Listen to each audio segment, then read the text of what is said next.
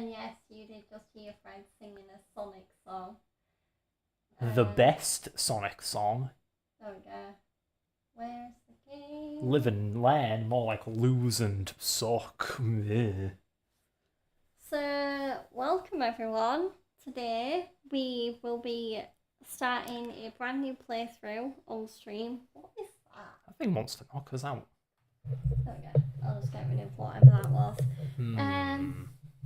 Yeah, so we are starting a new playthrough on stream today. We will be playing a very chill game because, because, I mean, come on, it's like 4 days before Christmas. It's pretty much the ideal time to chill out before the hecticness of Christmas Day begins. You gonna sit up or lay back, honey? Because I got to adjust the mic. Lay back, probably. Oh, may as well put it back then. How did I do this earlier? There we go. There we go. Extra far back. Yeah. Get the camera down. Hopefully that bar doesn't come up on camera. Nah. So I'll get the game fired up, shall I? To the left of the camera. Uh-huh. You know, FOV, cone of vision. Yeah. That's totally what FOV is short for. Field of view. For a while I thought it was field of vision, like an absolute numpty. You hear me? Absolute numpty! Gotta not be away from the bloody mic when I talk. But yeah, I'm very hype for this. Enjoy the brilliant 2000 whatever the hell cinematic. Yes, Mario does not talk, even though he opens his mouth.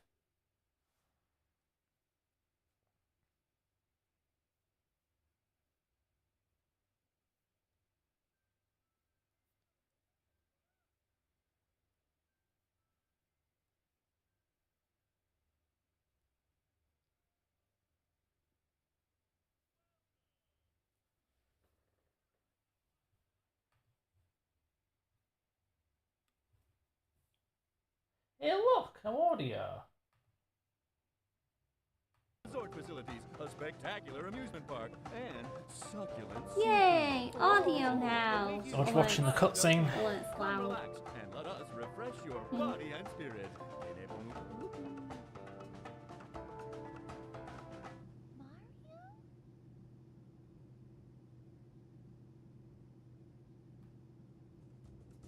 Okay, did you catch any of that? Game, honey, game.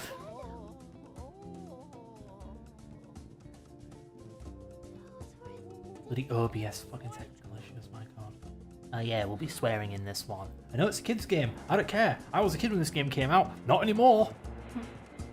I'm old. You're not old. I'm just withered.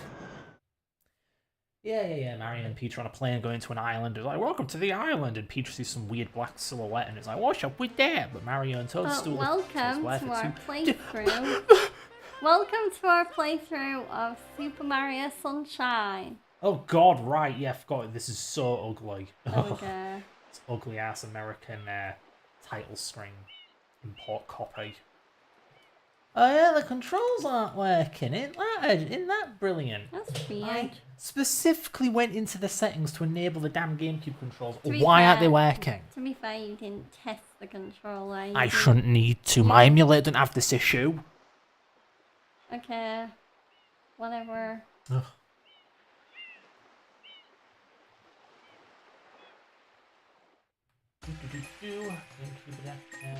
Insufficient permission. What? Really? Why? I'll give you insufficient permissions with garbage software that has no right to exist. Go adapt to the Dutch license. Are you sure you're using the right thing for the port? Absolutely using the right thing. I thought it was standard controller. God, Dolphin, you're freaking stupid. Is it just that it's not that you don't have the right software installed? Because we've done this before. Uh-huh. For Wind Waker.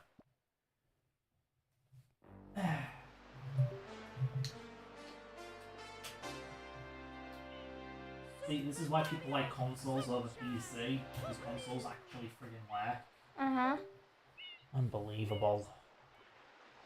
No adapter detected. No adapter detected. How about now? Insufficient permissions. What permission do you want, you prick? Good lord.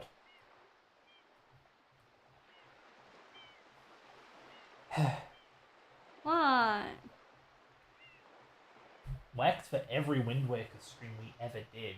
Well, to be fair, like, I really hope this isn't because I'm using a dev version of Dolphin and it's like, oh, you need to use a stable version to use GameCube controllers. I bloody hope not.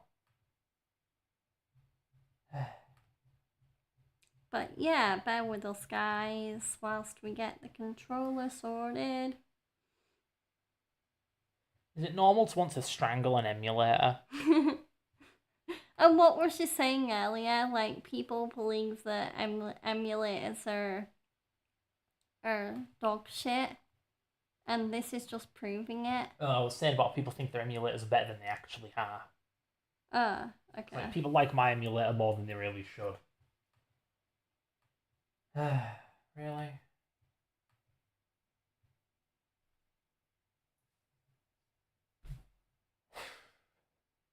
Don't give up. I keep don't going. know, I'm trying to think. This is not what I wanted to do today. Thanks, Dolphin, you fucking load of shit. What, do I reinstall Zadig? Even though I really, really, really, really, really, really shouldn't have to. Zadig? I don't have Zadig. You have to install a special driver to make the controller work. I did this already though. Why would it undo itself? Let's see, device manager. If only we had a screen capture rolling, huh?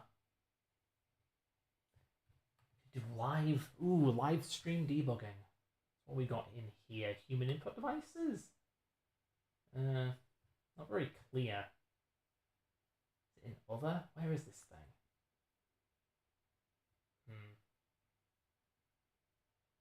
Let's go with USB input device. Which one is this? Driver. Not what I'm looking for. Alright, okay. Well. Oh boy. Busting out the smartphone.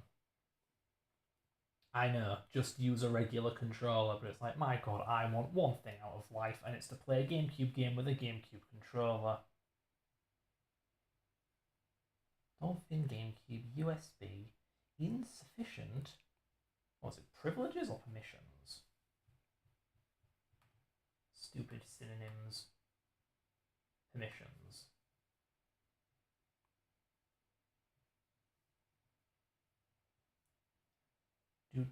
Your OS is blocking it from the adapter. Fix it by installing Zadig. Oh, really? That thing I did already? Yeah, but that's the AI saying that. I know. Don't trust the AI. But, ooh, what's the friggin' Reddit hive mind got to say? Is it... Oh, god damn it. Where is this bloody... Ugh. This is one of those things where the question is the answer. Like, why are you asking then, you fucking twit? God, I hate the world so much.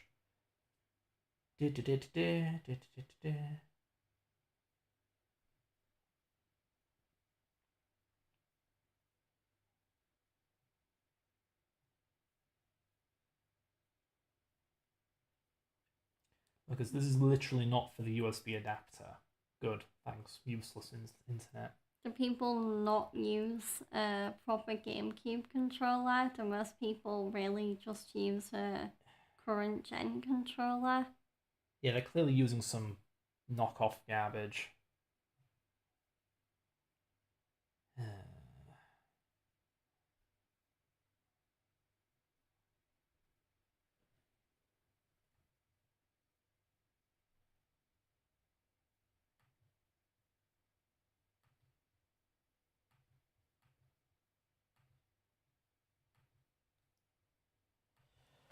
Whatever. That's regular controller, honey. I'm just going to install Zadig again, because that's obviously what the problem is. And I'm just pissed that the dumbass friggin' operating system uninstalled the bloody driver. Why would it uninstall it? Because Windows is malware that thinks it knows better, that's why. It's not malware though, it's an OS. Honey, malware is software that goes against you. And it's going against me.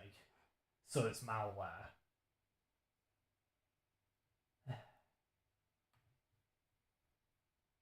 never just get into a game, can we? Yeah, no matter how much we prepare. And it only happens when we stream together. Huh. Unreliable horse shit. I mean, to be fair, you tend not to do emulator stuff. No. Probably for good reason, because they suck, apparently. Yeah. Like, why does Dolphin need a goddamn driver installing? Really? It should have GameCube controller integration by default. Not this horse. Horse Poo. radish. I don't know. What's going on here? Am I missing something here? It's so. I mean, that's got to be it, right? Whoopo 28. That's got to be it. Let me go back to the guide just to double check. I'm definitely not messing stuff up. Yeah, list all devices. You want Whoopo 28, which is what it is. And it does have the driver installed. Okay, maybe I am stupid, but then what can it be? Does not appear. Yada yada. Replace driver. You can use added. Whatever. Continue to Dolphin setup. Blah blah blah. That's definitely the one.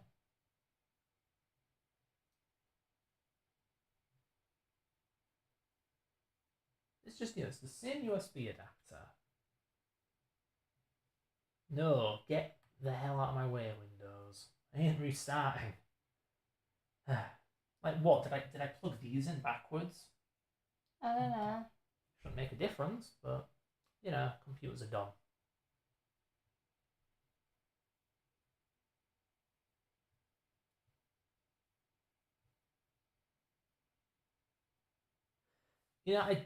I think it's lying. I don't think installing a 100 kilobyte driver needs to take 5 minutes. No. Malware, once again. You may be asked to reboot for KMBDFABCDEFG, and what does that mean? What the? Oh.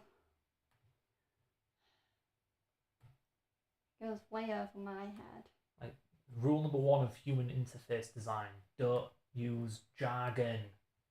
Don't just use random bloody initialisms that make sense to literally no one. I did not click on that, don't you dare.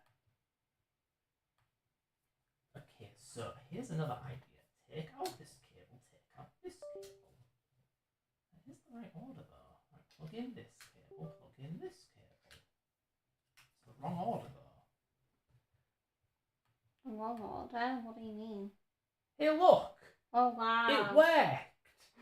All because you put it in the wrong order. They're both USB holes though! What difference does it bloody make? Also, apparently it's backwards. Have I put it in backwards every single time I've done this? Maybe.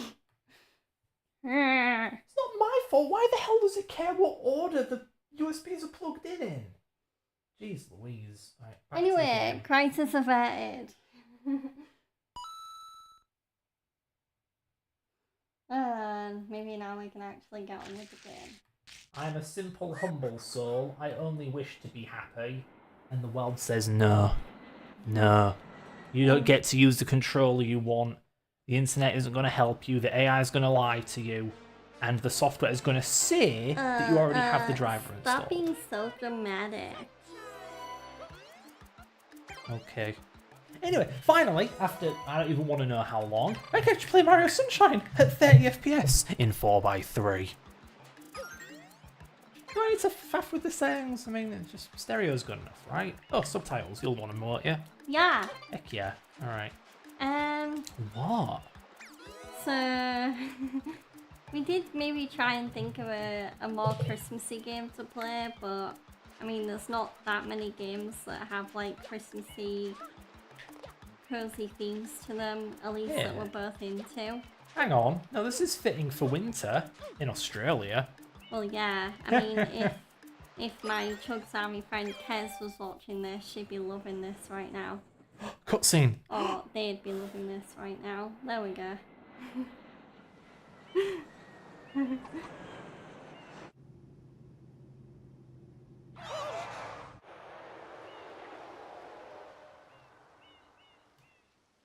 That was a loud rumble. What happened? Man, you can really see the 640 by 480. Good lord. Yeah. What's this icky paint-like goop? It's moving. Now, boys, don't touch that stuff.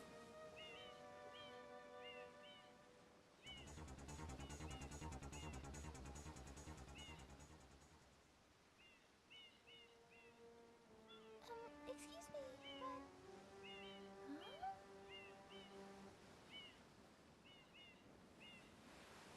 I am most concerned with the well-being of the princess in this dreadful heat. Master Mario, if you would, cross over to that shore and find some assistance.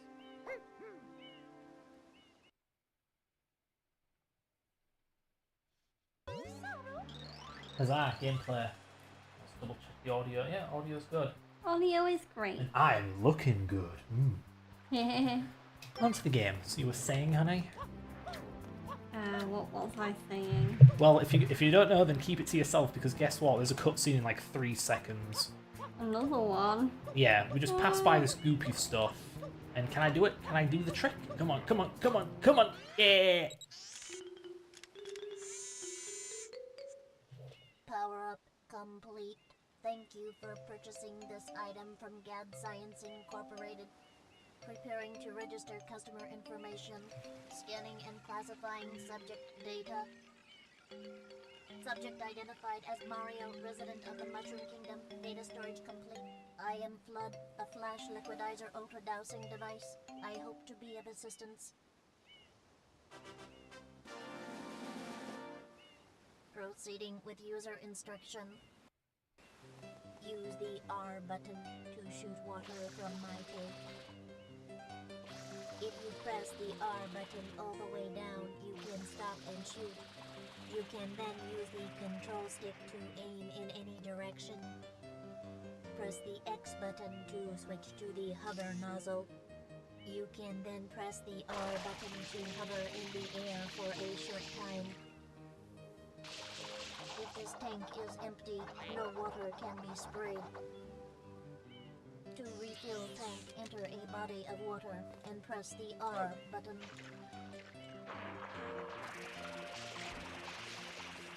Instructions complete. Proceed.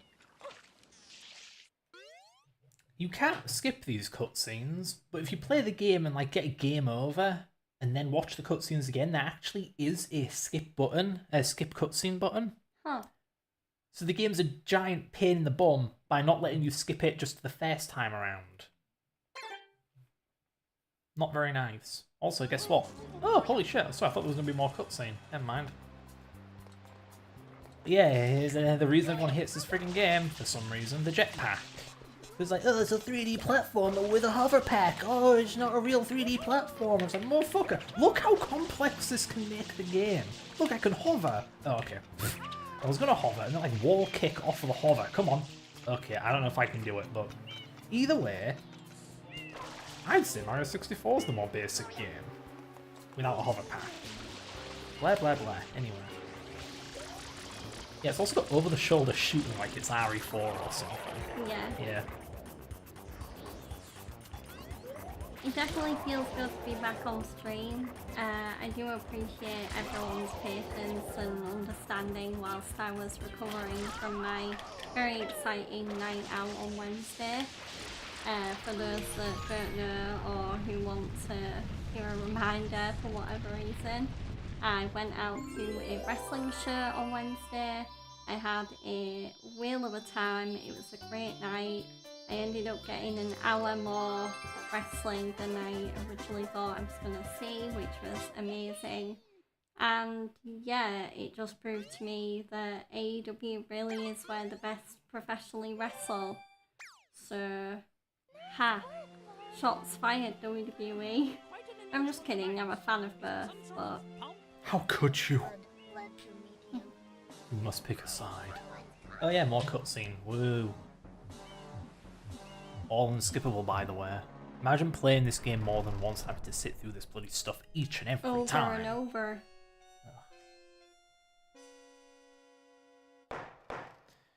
Yeah, I drink too when I'm in court.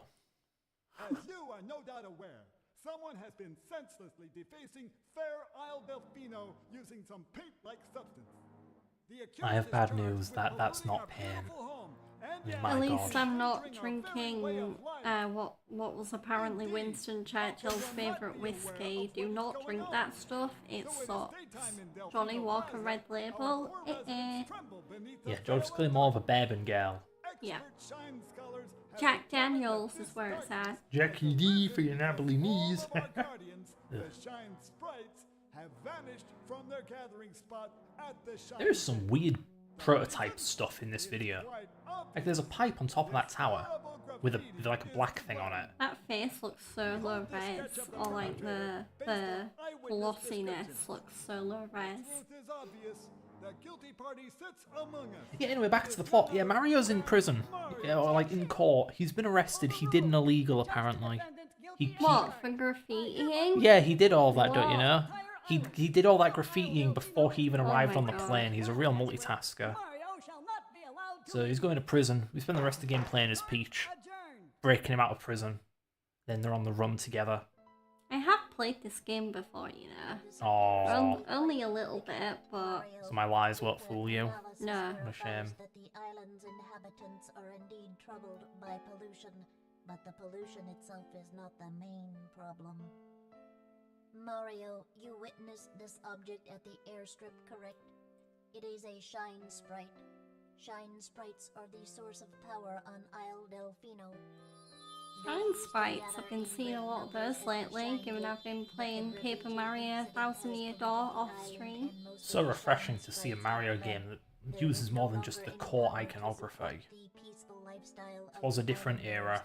It is most pitiable. The only way to ensure the return of the Shine Sprites is to keep the island from becoming any dirtier. The perpetrator is likely at work even as we speak. And you, Mario, are being treated as a criminal. Tomorrow we must do our best to resolve this situation.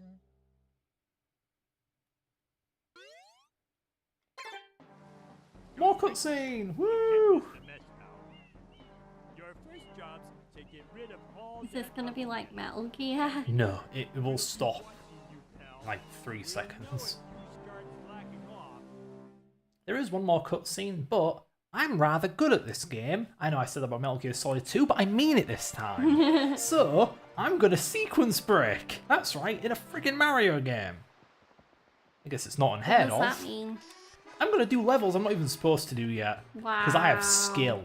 The game is very clearly leading me over here. It wants me to clean up this gunk and it will lead to a cutscene which will lead to the first world. I ain't doing that. I'm going to one of the last worlds. That's like when I proved IGN wrong by doing a boss, like an optional boss in Expedition 33 that they said you should save for later in the game, and I beat it in like the first area of the game. Get trolled. Yeah, it is why I want to use a GameCube controller. This would feel so wrong on anything else. Like where the B Yeah. button is, where the X and Y buttons are, the shape and feel of the triggers. Like, my god. You cannot play this on a different controller. You're subhuman if The you only do. thing is it's really clacky. Oh yeah, there's a So, clacky little bugger. Yeah. So here's the trick. I was saying, in that cutscene there was a tower with a pipe on top of it. It's this tower. And the pipe is up there, but there isn't a black thing blocking the pipe. I can just go in there, which is how I can play a level out of order. Trouble is, how do you climb this thing? Like, Mario can only jump year high, and the hover pack doesn't get him that much higher. Well, this is why I say the jetpack makes this game so much better than Mario 64, because check this out! I mean, yeah, having a jetpack mechanic is like, I mean, it makes any game more fun. Yeah. I do wonder if that's why people enjoy Goat Simulator so much, because I know you can give your goat a jetpack and just like fly around. So it almost turns this game into a bit of a puzzle platformer, where it's a matter of how can I get up there? Not based on the terrain, but based on your ridiculous over-the-top moveset. But check this out. Ew. Yeah, that's right. It's like I can backflip, then wall jump off of a slanted wall, and like 180 degrees midair, hover, and then ledge grab It's to get like up here. waves because that's like a heat wave. Yeah, this game has a heat Cool. haze effect. Yeah. Yeah. There we go, and here's one of the last levels in the game, and I'm doing it right away because I'm a contrarian. Oh my god. Pianta Village. Chain Chomplets Unchained. That's a metal name for a level. Yeah. Anyway, because there are no more cutscenes for an hour or so, you can go and talk about whatever you want. There'll be no interruptions. Okay. Okie dokie. Yeah, so I guess I'll talk a little bit more about the wrestling show. I mean, I'm not going to go into too much detail because the wrestling show I went to, I mean, I already gave a clue when I said it was an AEW show, but it is televised, it is available to watch on both ITV and Triller TV in the UK, and yeah, it was a really great show. Yeah, although I do feel like the crowd, I mean, we were probably all on the same page even though we didn't realise it, where it kind of got to like 3 hours in of wrestling and I think everyone just kind of lost their energy a little bit, and we were probably all like enjoying the show but also thinking, oh my god, when is it going to end? You can indeed have too much of a good thing. Pardon? You can indeed have too much of a good thing. Yeah, especially when you're, because I drove there and back to the show, so for me, driving back at night in the rain with stupid lorries that were not being very considerate at all and being like, I'm just gonna spray this relatively new driver with wet water from the road and make her use her screen wash over and over. Wet water. So yeah, the drive back was a bit of a nightmare, so just because of that, part of me does wish the show would have finished earlier, because also I would have gotten back at a way better time. Because there's a reason why I've not streamed since going to the AEW show, and it's because it basically left me like tired in like a lack of sleep sense, but also really physically tired. So I've only really just recovered from it today after having I swear I have like 11 hours of sleep. Like, when did I go to sleep last night? You should not ask me such complicated questions. It was a simple question, honey. I don't know. I have no time perception, honey. I died. I know. First step already. It's because this game's jank. Like, hover pack, it can normally like stop your momentum. So if I fall, I swear I stop. That does not apply when Mario is coming out of a slide jump. The hover pack will not terminate it won't even affect him. He'll just squirt water like he's using the regular nozzle. Yeah. So you can't save yourself if you slide jump off a platform. Yeah, this game was rushed. It's one of the few games that's bloody rushed. The last thing I'll say about the wrestling is I'll just go over like a few of my favourite moments. So I think my number one favourite moment from going to AEW was seeing MJF return after he went away from AEW a bit because he's actually also a movie star, because he was most recently in the positively received, I don't know whether it was critically acclaimed, but yeah, the sequel to Happy Gilmore, which Adam Sandler is well known for being a part of. He sure loves hanging around his Adams, doesn't he? Yeah, Adam Cole, Adam Sandler, ha ha ha.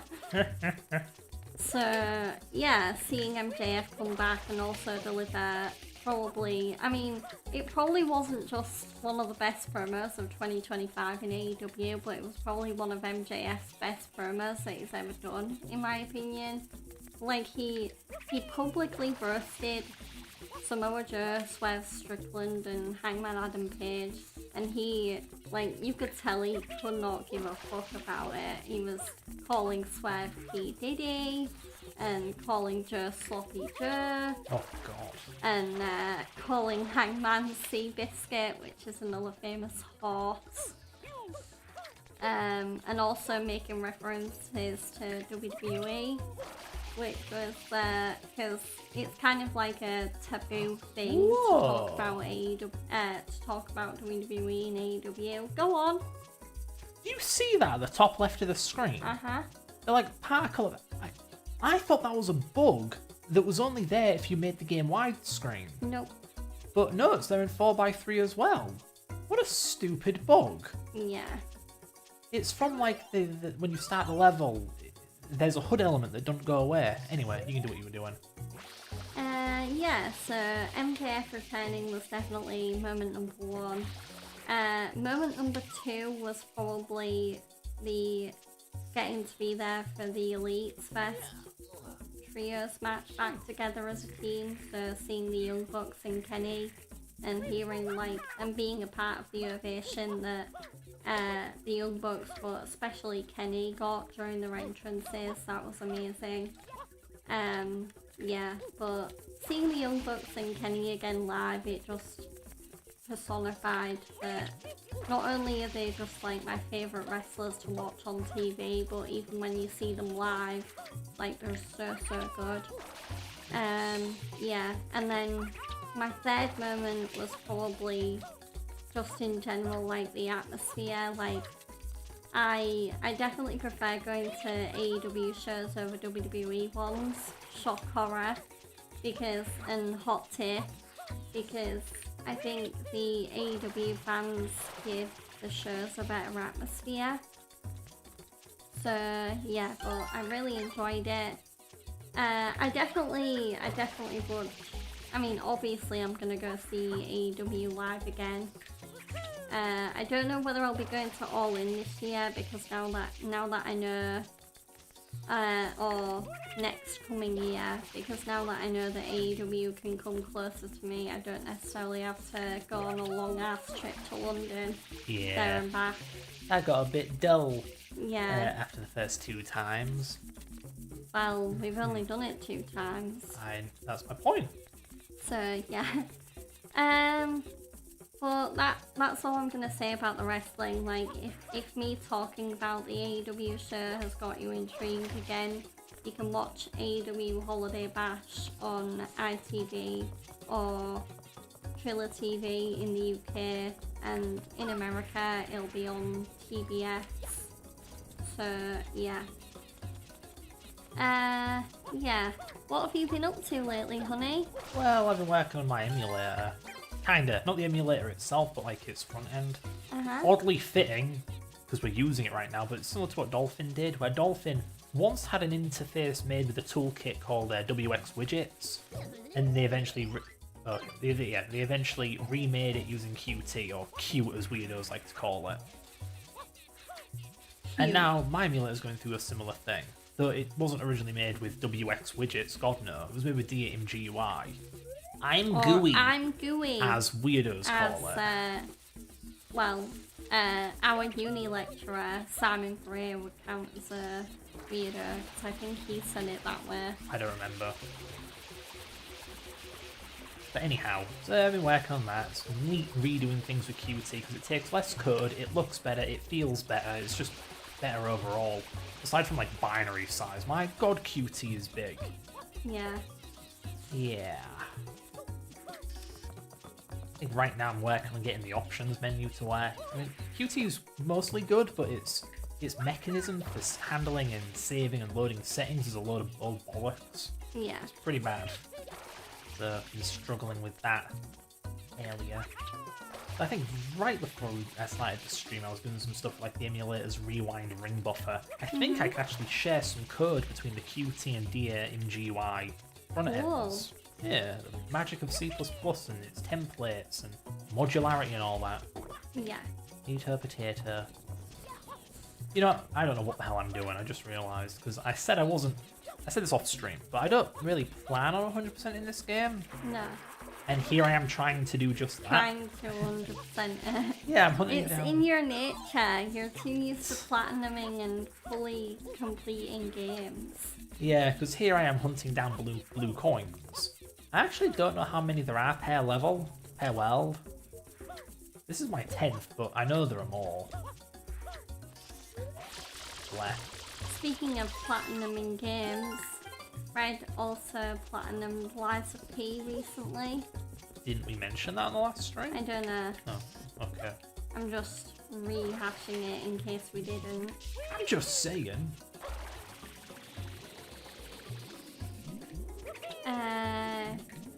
Is that all you've been up to? It really feels that way. And Andy's been getting his Christmas present ready for his dad because I mean that's we fun. can probably say this on stream because I mean Fred's dad is you know, he's from an older generation, so he probably doesn't know what Twitch is. He already knows what his gift is anyway.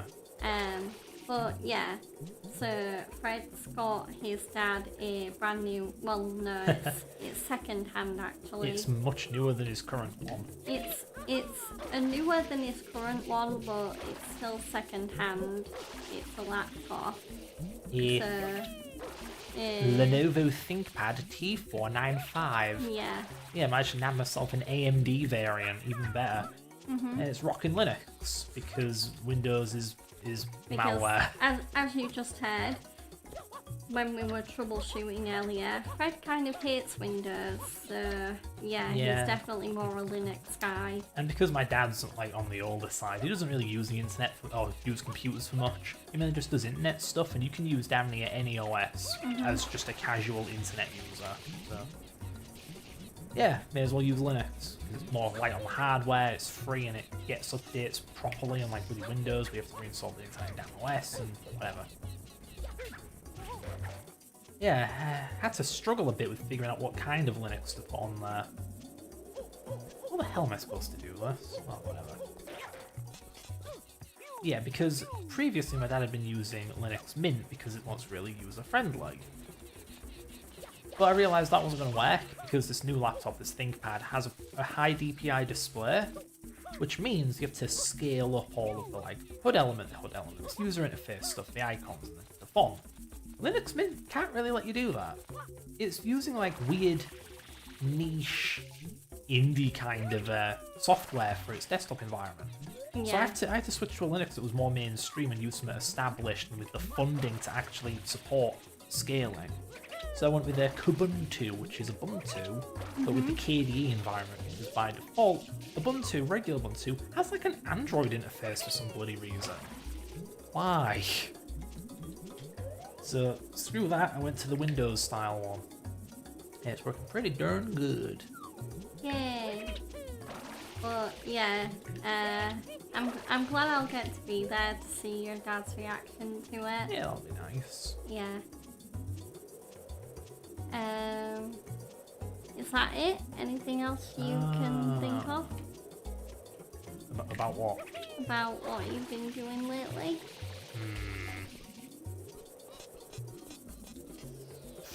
No, really, just smacking Linux on there and configuring it is about that. That's the extent of it. And then also working on your emulator. Yeah. As much or as little as I have been. Yeah, what have I been up to lately? I mean,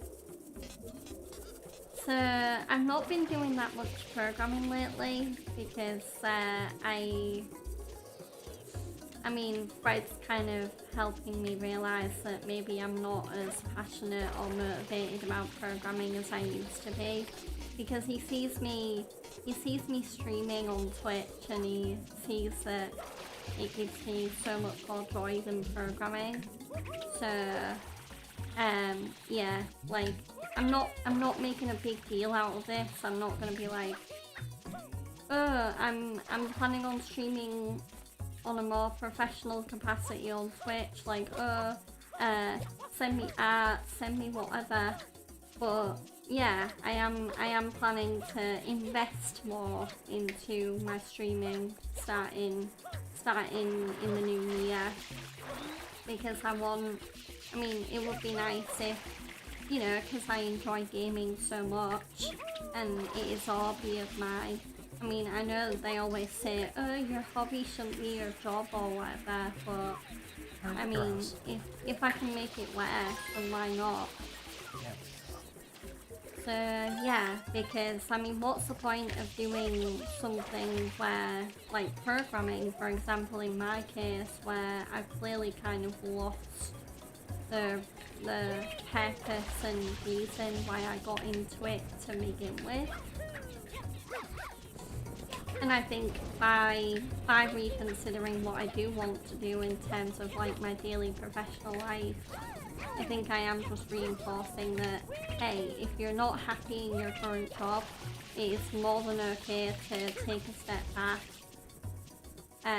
think through what you really want to do, and then go and do it. Because in the end, I mean, I probably will be a lot happier for it than working on my skills and looking for jobs that lately haven't really been coming around.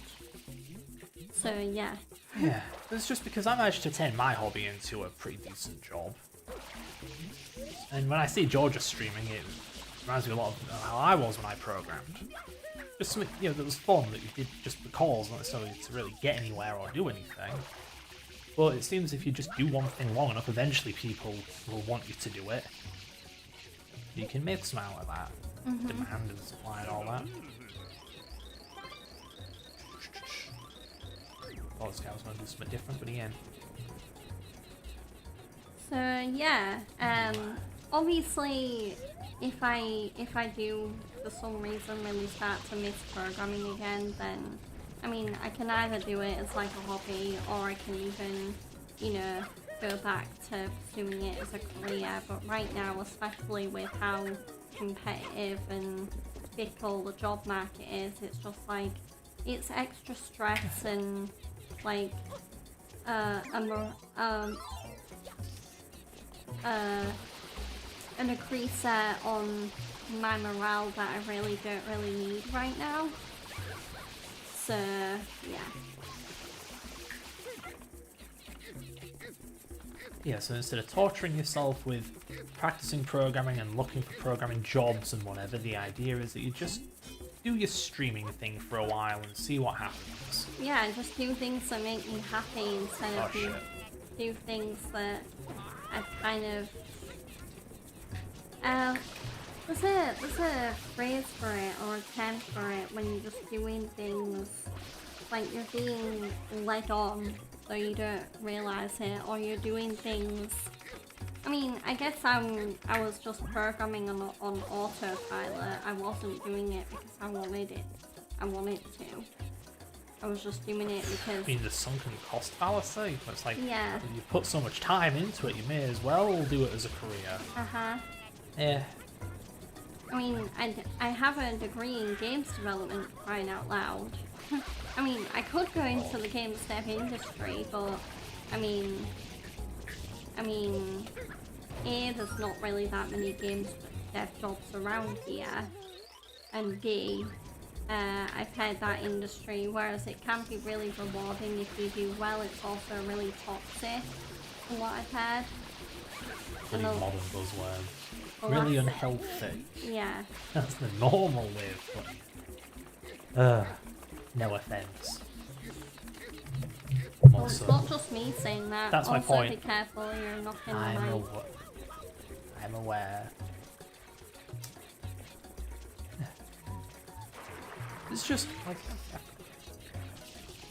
I don't know how you were with programming in college, but I do know in university from like the second year onwards when we like studied together and stuff like that, it did just never seem like you enjoyed it. And you've always told me about work-wise Well, I programming as well. enjoyed it in college because it was easy, and it was also more like a code-along where the lecturers were helping you with the programming. Or not lecturers, but teachers. And then I get to uni and it's like, A, they only expect me to know everything.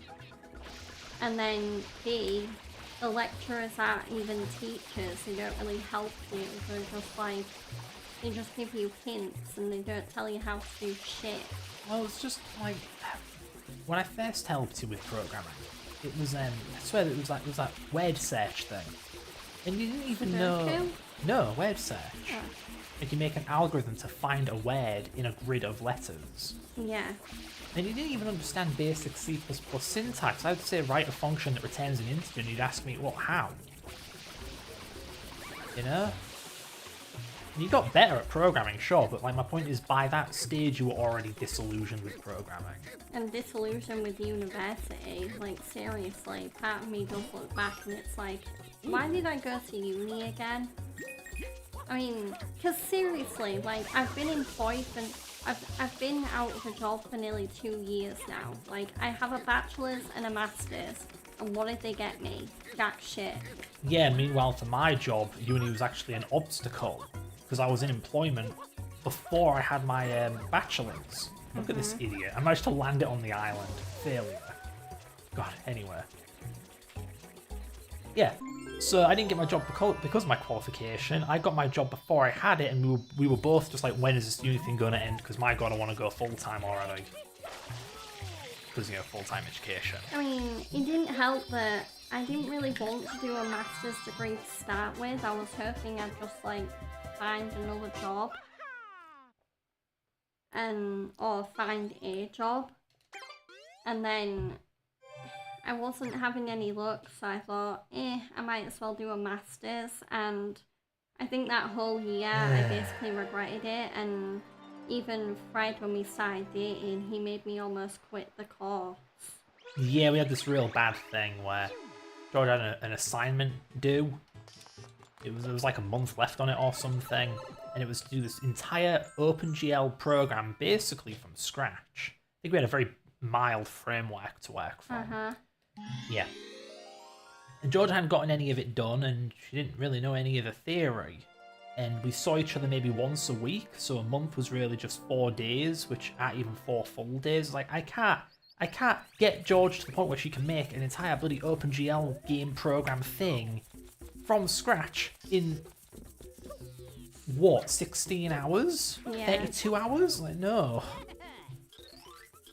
So I had a bit of like a doomsday moment where it's like, Georgia, I really think you should just it was something like you could delay the year or something, or restart the year, something like that. And in the end, I just did what I could. You also got an extension.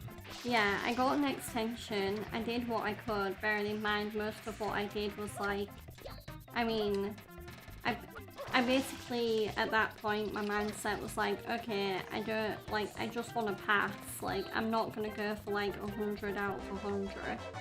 Yeah, I do remember that. They had like a marking criteria and everything. Yeah, because there was a marking criteria. So I just did what I could, and I think I barely failed. Like, I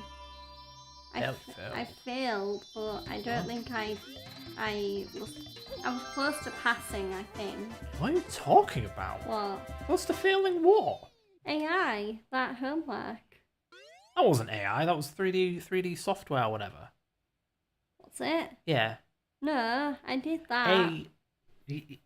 Oh. The 3D graphics one was the one we did together. Yeah, sorry, you changed subject, I wasn't following along. But yeah, that AI thing was a nightmare. AI was the one where I got all doomsday and I was like, I can't do this anymore. Yeah, because even I don't know anything about that stuff. And this wasn't like LLM AI, like modern AI, this was like video game AI. I don't actually know anything about that. So I could do nothing to help Georgia learn that stuff. Yeah.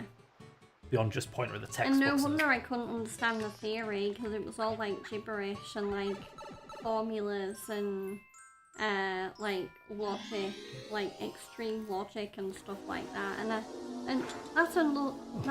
think that's one of the reasons why I kind of have fallen out with programming a little bit, is because it is very logic oriented, and I am just not a logical thinker at all. Like, I usually do things based on, like, common sense or instinct or emotions. I'm not really like a... Typical woman. I'm not very calculating. So, also, thank you, I heard that. Yeah. Holy shit, Mario, calm down. Trying to kill himself. Anyway, I think we went on a tangent, but yeah, it does kind of suck that I have 2 uni degrees, and yet here I am being forced to like question whether I still want to do programming because, you know, the job market has not been kind to me this past year. Yeah, come on. Do it, do it, do it, do it, do it, do it. Yeah, alright, nice Well, skip. nearly a year. It'll be a year in February since I first started looking for jobs again. And then, yeah. But in terms of what I've been doing to get onto a less dreary subject, so yeah, I've not been programming. I have been. So I'm trying to think of what games I've been playing off stream lately. I did just get back into Red Dead Redemption 1 again because I remembered at the start of December the PS5 upgrade for both Red Dead Redemption 2 and Red Dead Redemption 1 came out. So, but I figured I'd start with, I mean, I will play the PS5 upgrade of RDR2 eventually, but I figured I'd start with 1 just because 1 is a way smaller game for starters, so it won't take like a few hours to download. And B, like, I have it digitally, so yeah, like, I just find that digital games are way less of a pain to download compared to disc games. So yeah, so I got back into Red Dead Redemption 1, and yeah, I'm very early in the game, but I am looking forward to actually hopefully getting into that game this time and finishing it, because then I'll have played both of the more mainstream Red Dead Redemption games. I don't know how mainstream Revolver was back in the day, like Red Dead Revolver. But yeah, so I've been playing that. Another game I've started getting into is, this might be a bit like, wait, why did you do that? But, so I've talked on stream before how I was playing Outer Worlds 1. Well, I've kind of just like, I've not given up on it, but that game has really made me realise that I really hate first-person perspective games. Like, I mean, it's fine if it's something like Resident Evil, where like the first person is kind of necessary, but if it's a game like Outer Worlds 1, where yeah, they could have had third person to it, and like the first person isn't really necessary for the game to have a good experience, yeah, it does annoy me a little bit. So yeah, so after playing Outer Worlds 1, I skipped to Outer Worlds 2. How could you? So I'm playing Outer Worlds 2, which has a third person perspective, might I add, which the first Outer Worlds doesn't have. And yeah, just for that I'm enjoying it a lot more, but also the story is really good in 2 as well so far. So there. Holy hell, you didn't end it with so yeah. It's a miracle. I know. I have habits, what can I say? I mean, I don't. yeah, I do wonder if there's any other streamers that still get nervous on their streams. Because yeah, I'm not afraid to admit it, I do get nervous. How the hell do you get nervous? I'm more camera shy than you, at least historically, and I feel pretty chill right now. I'm not entirely being natural, though. I could be complaining a hell of a lot more right now. Complaining is my hobby, what can I say? I'm surprised you're not like a gaming critic or a food critic or something. There's no point. Criticism ain't gonna fix anything. Good old defeatism. Pessimism. So, Outer Worlds 2, Red Dead Redemption. I've been continuing through Tales of Vesperia as well, I've been playing that. Tales of Vesperia has kind of taken a back seat because I definitely do think I prefer Vesperia to Vesperia. Oh. I mean, I've already said, I said it when I out of nowhere showcased it on stream last week, but Vesperia is definitely my favourite Tales of game. Although I do still need to finish Arise, because I know Tales of Arise is many people's favourite Tales of game. it's also the most recent Tales of game. Oh, I wonder if that's a coincidence or not. Recency bias? What's Well, that? the most recent new Tales of game. Obviously, Bandai Namco have released remasters since then. Like, they brought out Tales of Grace's F, and they've just brought out, not long ago, Tales of Zillia.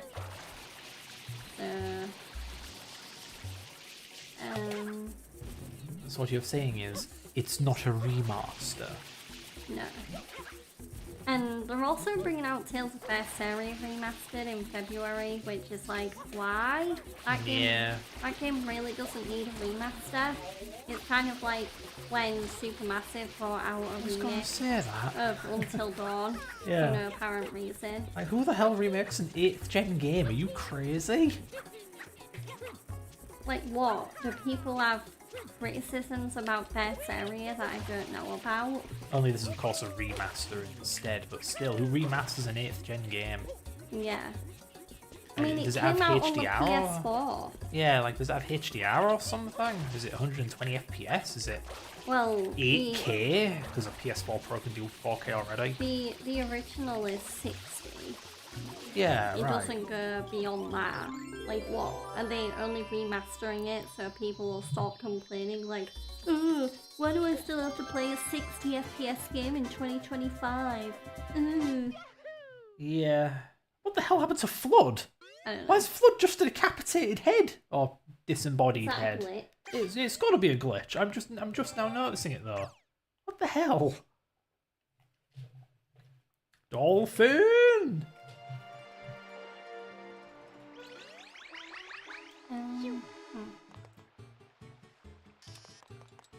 God, I'm that was also- And the last main game I can think of that I've been playing a lot of lately is I've been really getting into Dispatch, the new game from this year by a new studio made out of developers that used to work for Telltale. Game. What does that mean? What does what mean? I didn't say anything. You said game. I heard you. Yeah, because I'm talking about this game. I'm saying that Mario Sunshine isn't a real game because it's mostly cutscene. Sunshine that's that way, not any other game. Not Dispatch. No, I'm not bad-mouthing this. I'm bad-mouthing Mario. Look at this game, it's 90% cutscene. I can't believe it. I definitely get the hype with Dispatch though, especially now that I think I'm on episode 3, so I'm still early in the game, but I'm really enjoying it.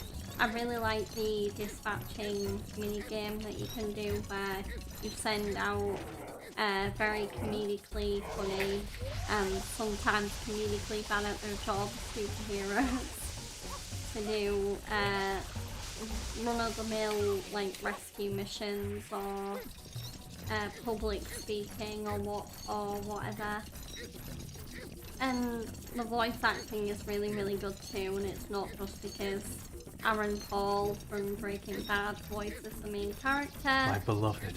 And then Jesse Pinkman, whoop whoop, and also because the well-known D&D voice acting group Critical Role helped make the game. A lot of the voice actors from that group are in it. So what? Imagine being paid to talk. Ugh. Imagine that's pathetic. Get a real job. I mean, that's one thing I learned from Adam MacArthur when we met him at AnimeCon earlier this year. Voice actors do not get paid a lot of money. Like, for many voice actors, voice acting might as well be a part-time job because they don't get paid weekly or daily or whatever. They get paid by whatever roles they get. And, I mean, many voice actors have said this, where they'll do like 1,000 auditions and they might get like 1 or 2 of them. Yeah. I mean, I don't know anything about that industry, but I imagine it's kind of like gig work. But yeah, being a voice actor, how on earth is that stable income? You know, you voice act for one character for an anime, it's like, okay, but there's only so much dialogue you can record, right? So, Yeah, like I say, I imagine it's just gigs where you just get like, ooh, a couple grand for this one character and this one thing, and you go off and do another one and another I one. do And... wonder if there is a pay difference for like voicing a main character compared to voicing a supporting character. Well, to be fair, the main character probably has more dialogue. Yeah. But yeah, like, say if you're like Keiji Tang, for example, and he was voicing Gojo in Jujutsu Kaisen, and then you might voice, I don't know, the winged Hashira Tsunemi Shinizagawa in Demon Slayer. Like, there might be a... I mean, yeah, Gojo's a supporting character, but he's a really well-loved character, and he does have a lot of dialogue, so maybe there might be a pay difference there. I don't know. Keiji Tang Fastic. Yeah, he is fantastic.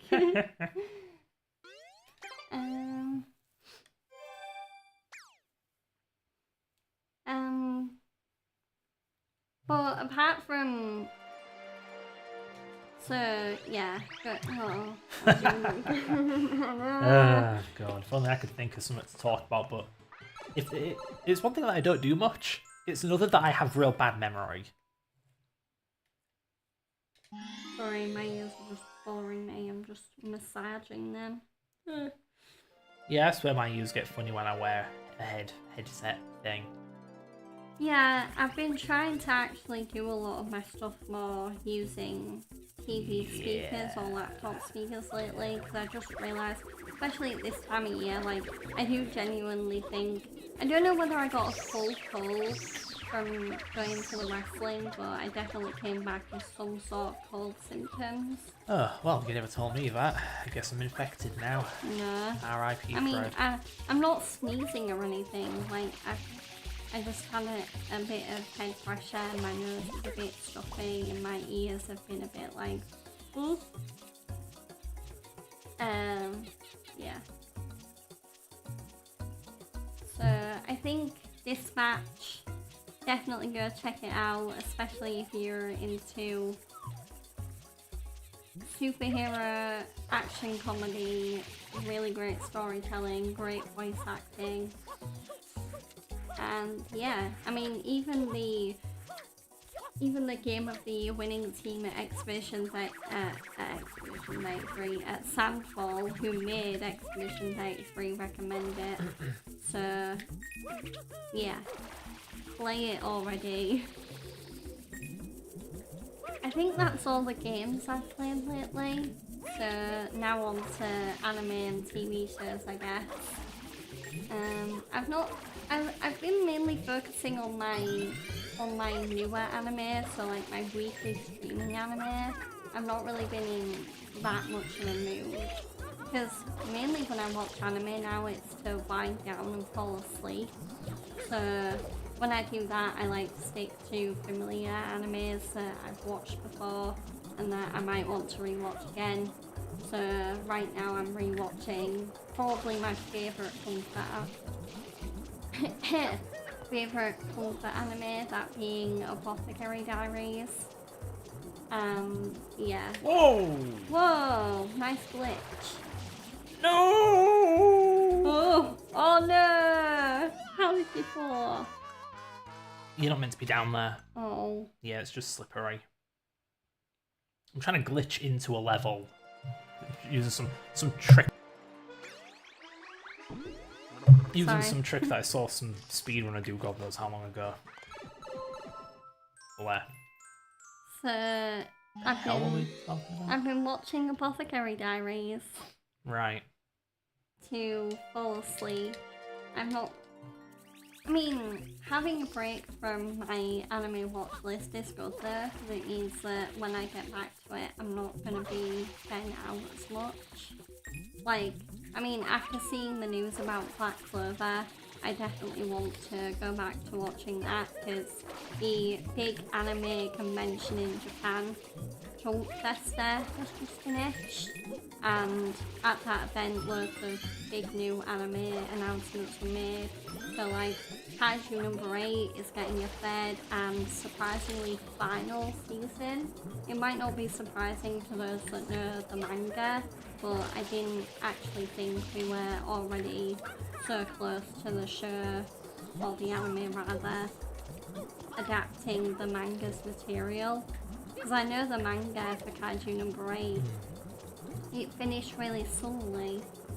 So, yeah, I mean, I guess it's kind of appropriate. It's sad that the show's kind of finishing, I guess, suddenly as well. I don't know whether other people feel the same way about it as I do. What the hell? I'm just trying to... There we go. Oh, that didn't work. So yeah, Kaiju number 8's getting a final season.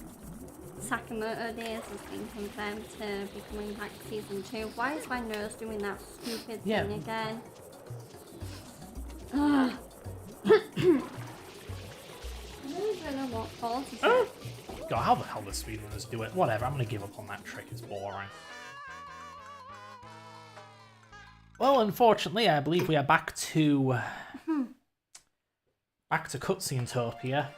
Just because, yeah, I've pretty much exhausted. If I can't pull off that one trick, I'm done with this world. Back to Isle Delfino. Or maybe I can do some other guff. There's optional stuff to do here as well.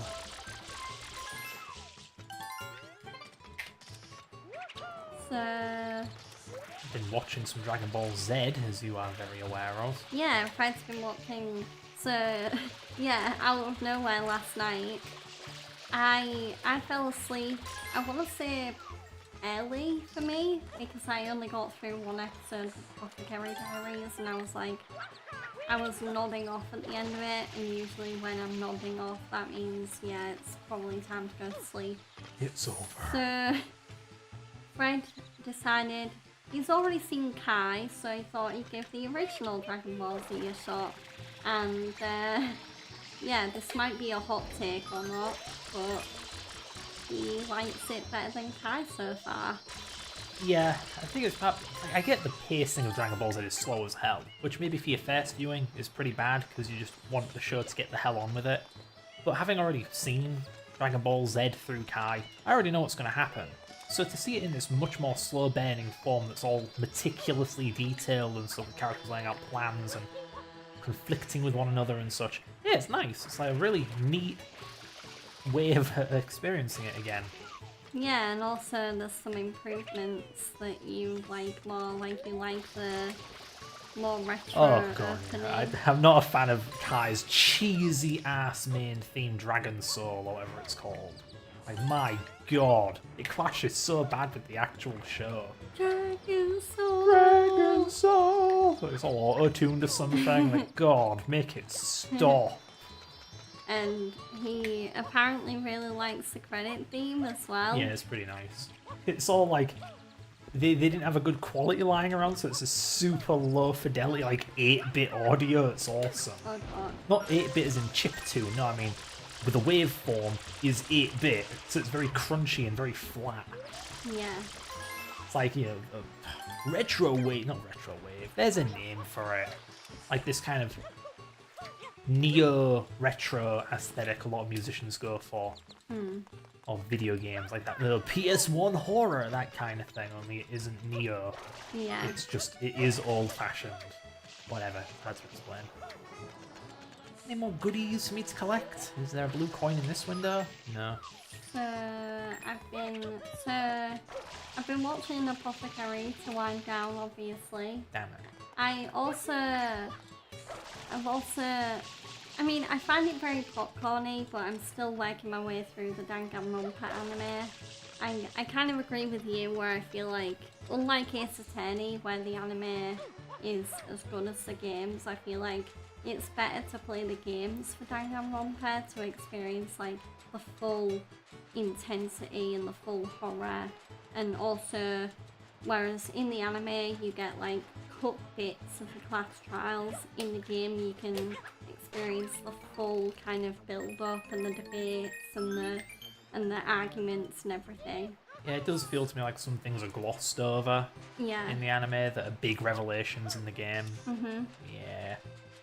So yeah, because I feel like I mean, Ace Attorney, the trials in the anime are also cut down from the games, but at least the voice acting in that is a bit better because they treat the revelations like revelations. It's like, Right, yeah. I know exactly the one. Obviously, I don't want to go into spoiler territory, but there's a crime scene that, in a huge bombshell, it turns out one of the investigators meddled with it at one point.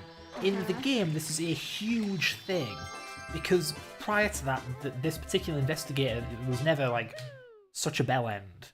In the game, the character just briefly mentions like, "Oh yes, that was me. I wanted to outsmart you," and everyone just gets on with it. It's just like, Which game are you talking about? Danganronpa 1. Yeah. Yeah, had to go into more detail than that, but it really is just the way I described it. It's just glossed over, whereas in the anime, in the game, it's this big like, "What, you traitor?" kind of deal. Yeah, whereas in Ace Attorney, whether you play the games or watch the anime, you get the same kind of bombasticness. Yeah, I got that. Yeah. I haven't played either, but I've seen Georgia play through them, Yeah. so I know how it's delivered in the games. Especially because in Ace... I mean, well, yeah, in Ace Attorney especially, like, I mean, those games, you have to fully voice act them yourself at first, so I'm the one that's delivering, like, the grandiose revelations. Like, oh my Yeah. god, there's a bomb! Or whatever. So, Danganronpa Apothecary. So the new weekly animes I've been watching lately. So My Hero Academia, I have been... So we're past the point now in the English dub where Deku and Shiggy have fought. Shiggy. Shiggy is what we call Shigaraki. Shigeru Miyamoto. Isn't that like a fan name though? I swear we're not the only ones that call him Oh, that. of course it's a fan name. Yeah. No! So Deku and Shiggy fought. No! So the final war in MHA is Oh. effectively over. We are now on the epilogue, which is basically like the aftershocks of that war. So Deku is basically, apart from like one little ember of One for All, he is, I mean, yeah, he's basically quite close. I'm whispering that because, yeah.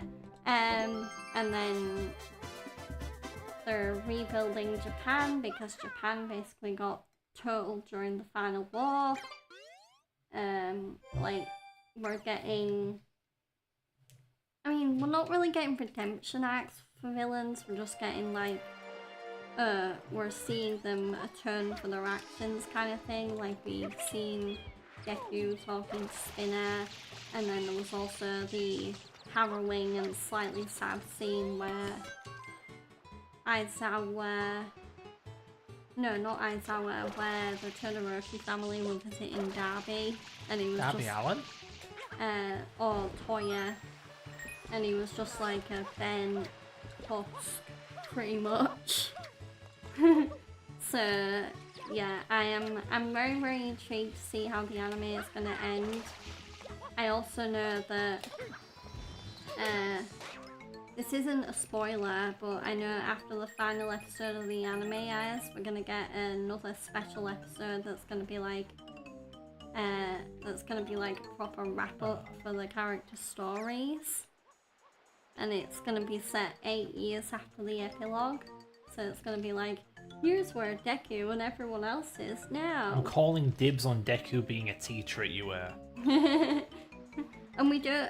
I mean, I have like volume 1 of the manga, but for the most part, I'm not familiar with what happens in the manga. So if we're somehow, or if Fred's somehow correctly predicting that Deku is going to become a teacher, then it's purely like, whoa, what the heck? Like, we don't know. I didn't see that. So, but yeah, I've been really enjoying MHA. I'm also... I mean, the bus jacking arc in Spy Family is now over. I really enjoyed that. And the first post-bus jacking arc episode of Spy Family that came out this week for the English dub that definitely felt like classic Spy Family again. Like Lloyd and Yor exploring their kind of will they work their kind of feelings towards it. Well, I mean, Yor mainly did that, but in like a drunken way, which was really funny. Yeah, and then so Spy Family definitely seems to have found its mojo again, because I really do think, like, yeah, it was probably good for like backstory purposes, but the Lloyd's Memories arc was probably the only thing it was good for backstory. Like, apart from that, it didn't feel like Spy Family to me. Whereas, yeah, I definitely enjoyed the bus jacking. Chaos sentence. I definitely enjoyed the bus jacking. A lot more. Well, no, because it was good. It was intense, and you know, the kids got stellar stars because they handled it so well, especially Anya.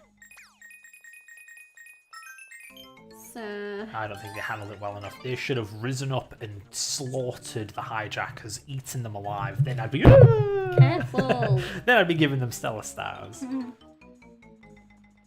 Thanks, Mike. This thing has a name now. Mike Ehrmantraut. Michael. Oh god. Yeah. So Spy Family, MHA. Spy Family, more like Y Family. I've been watching Ranma. That is just getting. So Ranma 1-2 on Netflix. Season 2 has just been getting wilder by the episode. Like, now they're turning people into ducks, and it's like, yeah.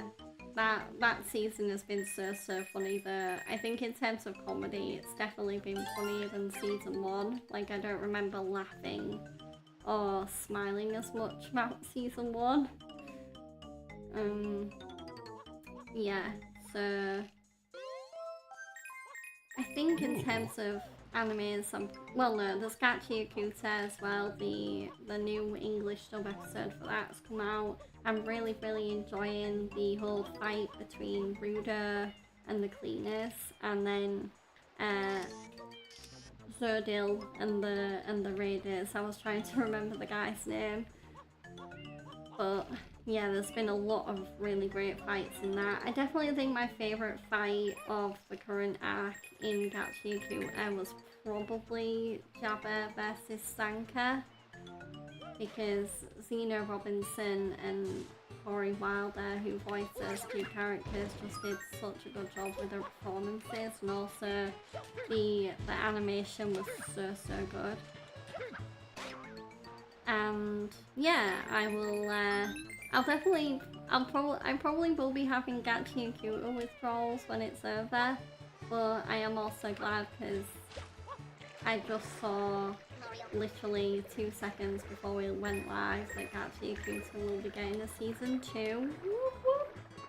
So the best new anime of 2025, in my opinion, will be continuing, and will hopefully, you know, keep being as insane and great and memorable as ever. So that's definitely it in terms of anime. And then for TV shows, the only 2 updates I can really give are I've started catching up on Fallout again. Oh, okay. Because obviously season 2 of Fallout started, I think, on the day I went to the wrestling show. It was meant to come out on Thursday, but for some reason they moved it a day earlier. So I've been watching Fallout Season 1. And what are you trying to do? I'm trying to get up onto this tree over there. Oh, okay. I swear there's a way to do it. Some crazy banana. Yeah, I'm just nonsense. like trying to talk, and I'm just seeing you looking like you're really struggling. This really doesn't feel like it. No. Do some wacky stuff up here. So, I mean, I probably need to binge watch Fallout Season 1 to enjoy it more. because I do feel like that's probably the intended way to watch season 1, so then you're not... I mean, there is recaps before every episode, so if you do take a break, then you'll get... And then you come back, you'll get the usual previously on Fallout, which was helpful, especially because I got up to season 6, episode 6, I think, and then I stopped watching. So, and then I started watching again at episode 6, and luckily I got the recap, so I knew what was going on. Yeah, so I'm hopefully gonna be finishing season 1 of Fallout, and then, yeah, I don't know whether I'll start season 2 right away, just because I was surprised to learn with Fallout season 2, which, by the way, Fallout you can watch on Amazon Prime Video. I was surprised to learn that that was coming out weekly instead of all at once, because season 1 came out all at once for Fallout, whereas season 2 for some reason is coming out, you know, 1 episode a week. So, yeah. I have heard great things about season 2 though, so I'm really looking forward to watching that. Although and hopefully watching it will make Fred's biggest secret wish come true, where I might get to play the New Vegas game. Yeah. Depending on how well they portray New Vegas in the show, that is. That's my biggest wish. Nothing else at all. What? That's my biggest wish. I agree with you. There's nothing else I want more in the world. I sense sarcasm. I'm What is your biggest wish then, huh? Be rich, I don't know. Whoa. And yeah, the last TV show that, well, no, there's actually 3 updates, although the second one that I'm about to get into is pretty small. Me and Fred have caught up on Stranger Things. Yeah, they gave Will, well, spoiler alert, so if you have not seen Stranger Things season 5, volume 1, but they gave Will Byers superpowers. He is basically the new 11. I mean, I feel 2 ways about it, because it's like, oh my god, they gave Will powers and it's so cool, but I do kind of wish if they were to give him powers, why not give him separate powers that don't make him seem like a second 11? Yeah. Because I was even watching, because after the episode came out, the Stranger Things team actually released a table read for episode 4 on YouTube, which, also spoiler alert, is the episode where Will's powers get revealed. But they released a table read, and literally Millie Bobby Brown, her first words, so Millie Bobby Brown plays 11 in the show. Her first words were like, oh my god, you've become the second me. Like, even Millie Bobby Brown knows that, yeah, the Duffers have basically made Will into a second 11. So I really hope in Volume 2 they kind of find some way to distinguish Will's powers from 11's, because, I mean, yeah, I love Will as a character, and the last thing I want is for him to just become a carbon copy of 11, because I think that would definitely ruin his kind of reputation in my eyes as being one of the best characters on the show, because I mean the thing that makes Will such a good character is his kind of circumstances are so unique from everyone else's. Like, so to have him just be the same as 11, it would basically ruin everything that kind of made his character special. So yeah. I'm also looking forward to seeing where the surprise reveal goes with... Again, spoiler alert for Stranger Things 5, but yeah, I was not expecting... So me and Fred were watching the whole face off at the military base in the Upside Down, and we were like, oh, they're probably keeping Vecna in like captivity or whatever.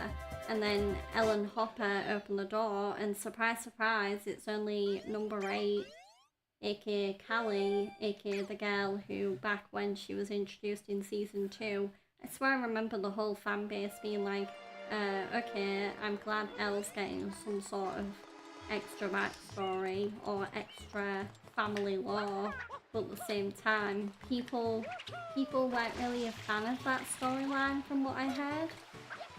So it's weird that they've, out of all the characters they could have brought back who were still alive, they brought her back.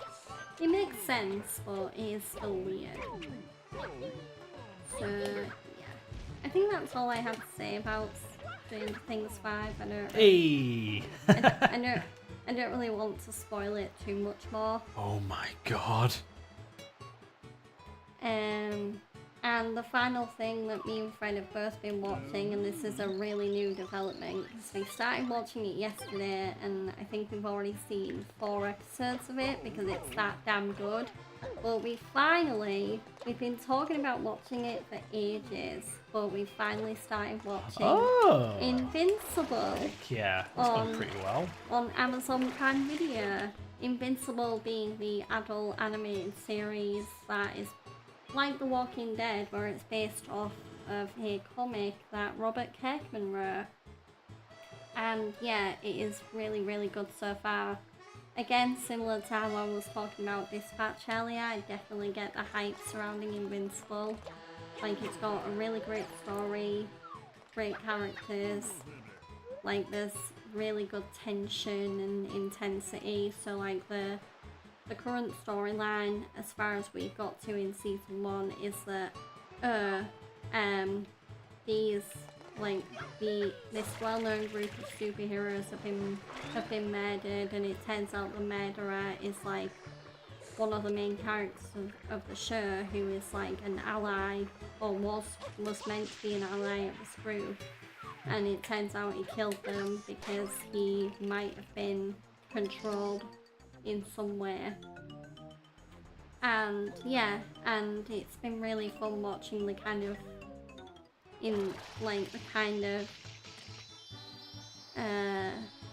is tension the right word for it? I don't know. You know, just watching Omni-Man and being like, not seeing him, because he doesn't really remember everything that happened. Like, he doesn't know he killed his own squad, killed his own allies.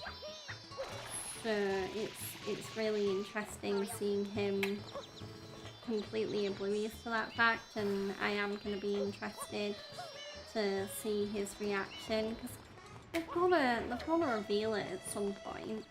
Like, it would be a bit weird if, like, Omni-Man just never found out that he killed his own squad. So, you thinking, honey? Yeah. Just trying to think of any optional stuff there's left to do around here, but no, I think I scrubbed most of it. Yeah. Fun fact, the more stars you collect, the brighter this place gets.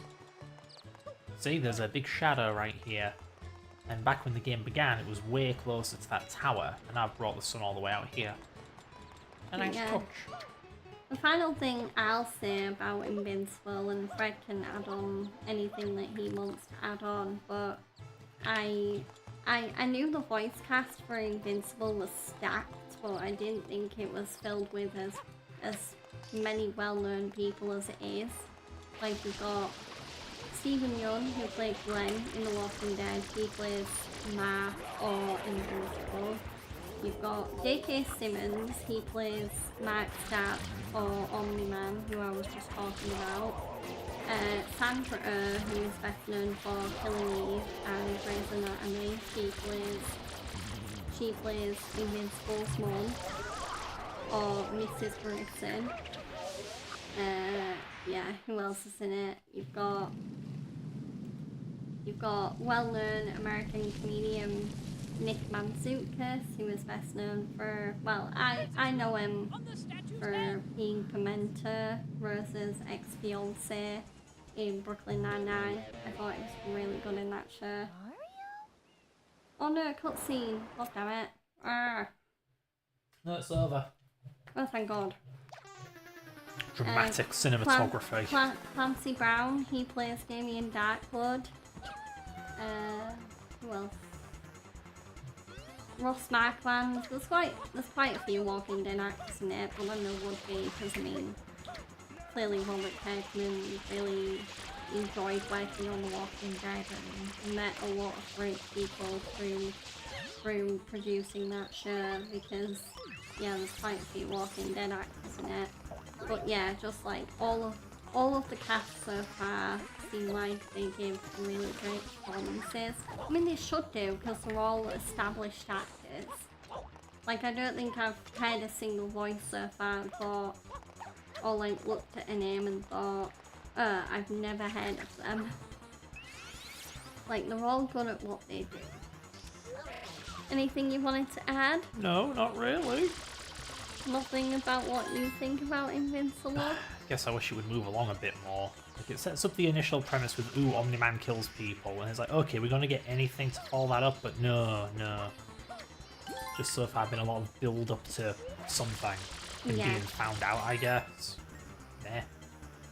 Yeah, I mean, part of me thinks maybe they might reveal it in like whenever the final episode of season 1 is, but I mean, it would be nice if for shock factor they kind of did like, I don't know, an Attack on Titan when they just dropped this massive revelation in the middle of a random episode. It's just, there's a very basic writing tip I'm aware of, where it's like, are you writing about the most interesting part of a character's life? Because if not, you should be. This isn't the most interesting part of a character's life. This is the dull bit right before it, or right after it. Calm before the storm, or whatever. The eye of the cyclone, or whatever. Eye of the storm. It's like, cool, he murdered people, now can we get to the bit where he's found out? Because there isn't even a manhunt, it's just a bunch of people being like, oh, I don't know who did it. Oh, alright then. For like 9 episodes. Well, there is starting to be a manhunt, because this guy named Cecil, or Cecil, he's, I mean, I don't know how he got to that conclusion, but he is basically all but convinced that Omni-Man did kill his teammates. So, I hope something comes out of that manhunt and it's not just gonna be like he doesn't just give up on it or anything. I don't know. Like I said, I'm interested in the premise, but that's the whole point of it, is to get you hooked. It's like, cool, can it pay off now, please? Yeah. Yeah, cool touch in this game. You can see the levels from each other, so that's where I just was. Then there's a Almost level like down an there. overworld, but it's in the game. There's another level over there. There's actually one in that alcove, but you can't see it. It's neater.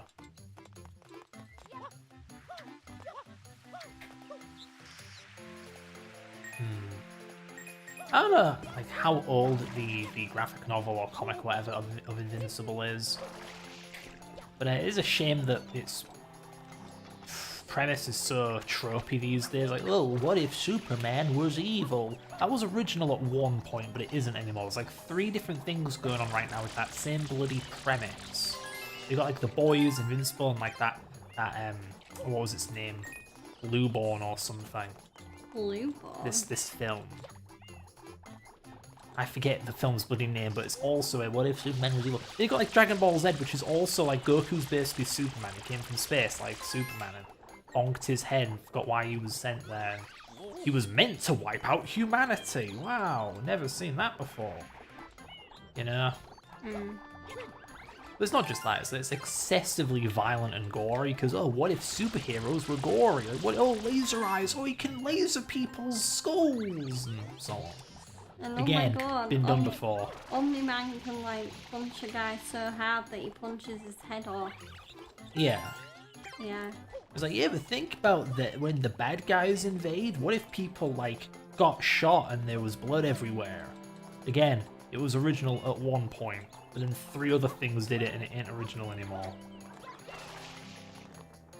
So, I don't know which one to blame. Like, which one was the innocent one that did it first, and which ones are just, like, aping Well, it? Dragon Ball is clearly a lot older than Invincible. Yeah, but it also doesn't have the gore trope, so I'm leaving that one out.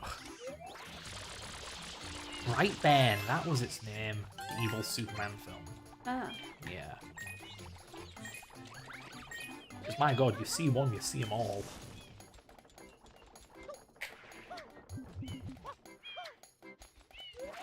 Wash away the graffiti. But I guess complaining about oversaturation of superhero stuff is hardly a recent phenomenon. No. Or specific to the violent evil man subgenre. There was also, like, Injustice Gods Among Us, wasn't there? Yeah. Another violent what if Superman was evil, but this one's literally what if Superman was evil. And Injustice 2, I think Injustice 2 includes the story point where, like, Batman killed Superman. I think.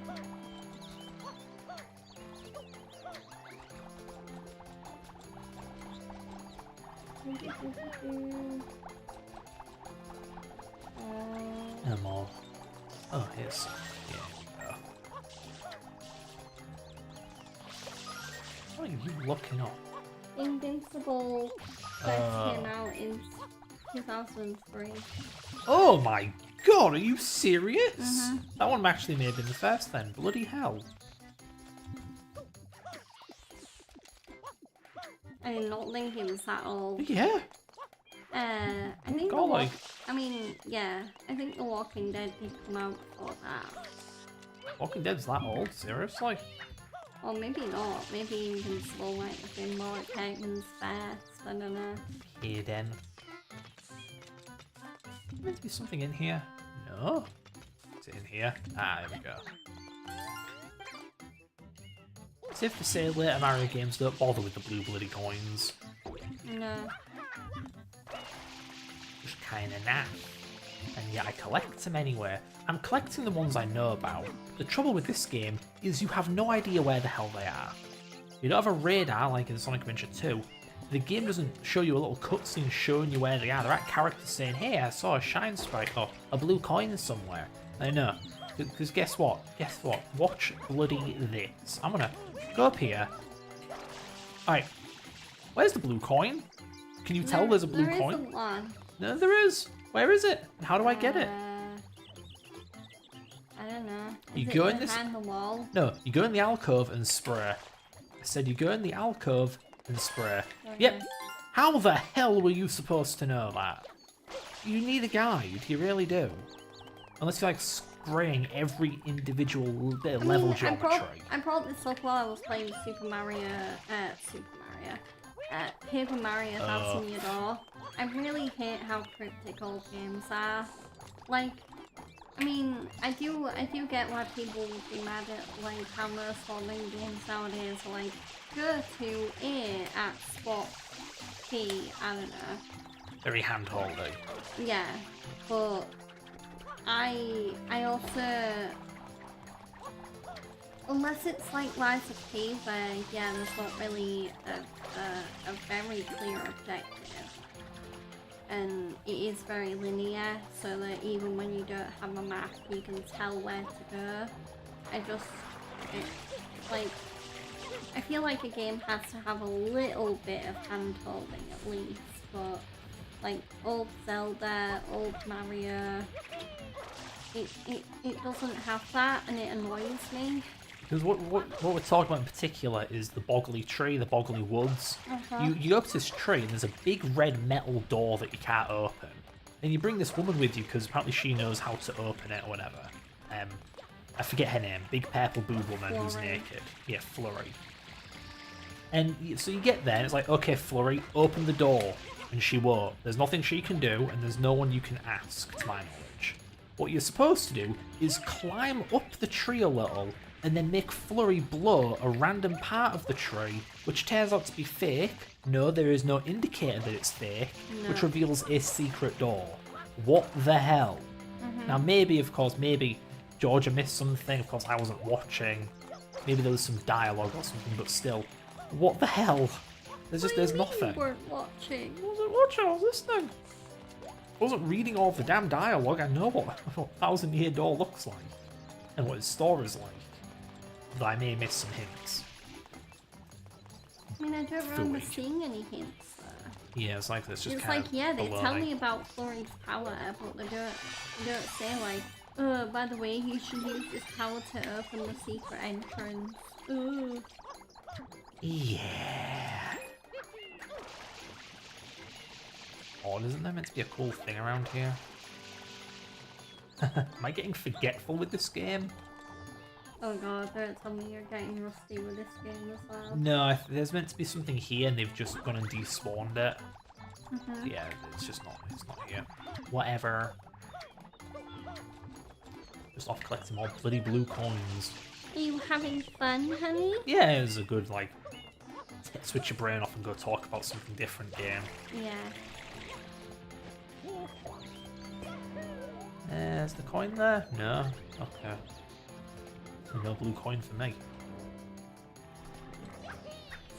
What are we talking about again? I was just talking about how it annoys me that games are too cryptic. Oh, right. Like old games. You don't really get that much in modern games. I'm sure there's a game I've played lately that's on the old side, and I got stuck, and I just thought, how in God's name is anyone supposed to figure this out? Wish I could remember which game in particular. I just swear it's happened to me lately. Have you caught me playing? Was it Metal Gear? No, something I haven't played before until I did play it lately. The Doom clone? No, not Shadow Warrior. Or is it Shadow Warrior? Shadow Warrior does have a really cryptic first level. Yeah. Well, not cryptic. The mechanics aren't explained. You don't open a locked door by clicking on the door. You click on the lock. Like, why? Just open the damn door. Ugh. Now, can't bloody recall. Apart from Metal Gear, Rise of P and Yeah, well, why is it bloody the P, wasn't it? Shadow game. Shadow Warrior. Yeah. I'll have you know. Yeah, I mean, you've not really been playing much else lately. Oh well. I just know that it's happened. That, yeah, some games are just... It's like they expect you to know already. They give you no way of learning it, they just expect you to know it. Which just seems like naivete from the developer. Like, of course, the developer knows. The developer assumes you know because, of course, the developer plays the game the way they do, and they think that's how the player's going to play it, when no. That's what playtesting's for. That's what, not quite focus testing, but it's just... I've heard it plenty of times, video games. They'll get some outside people who've never played the game before, never seen the game before to play it, and they'll just see their reaction, so they get stuck on, see what they complain about, and then developers change the game accordingly. Yeah. Just because of unforeseen circumstances. Like maybe something looks like something else. Backseat gamer. Like, yeah. It was telling you to use the backseat. The backseat. Or the backshoot nozzle. Whatever. This is gonna be tight. Go. Woo! Yeah, Flood can be your navvy in this game. Hey, listen, use the other nozzle, dippy-doo-dah.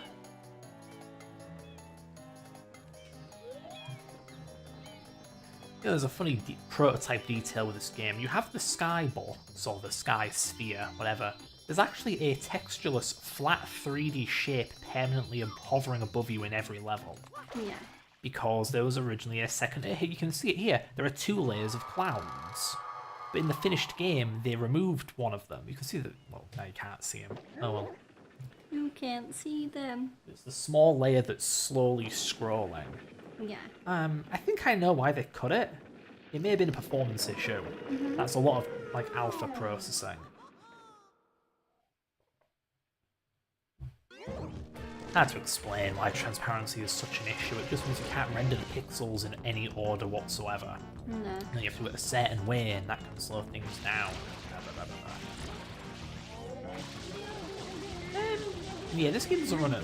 This game doesn't run at 60 FPS, and yet it is mostly compatible with it. Yeah. Like, you can just mod the game and it'll run at 60 FPS mostly perfectly. The only issue I've noticed is the birds fly too quick. Yeah. The fish also used to swim too quick, but the modders fix that eventually.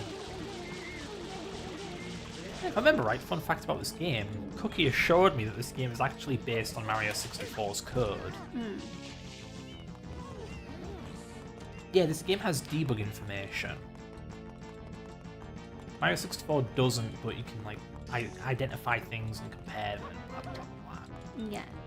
Which I guess explains why this game's so jank, because there is something a bit clumsy about taking a game and an engine that was built for that particular game and using it to make a very, very, very different game.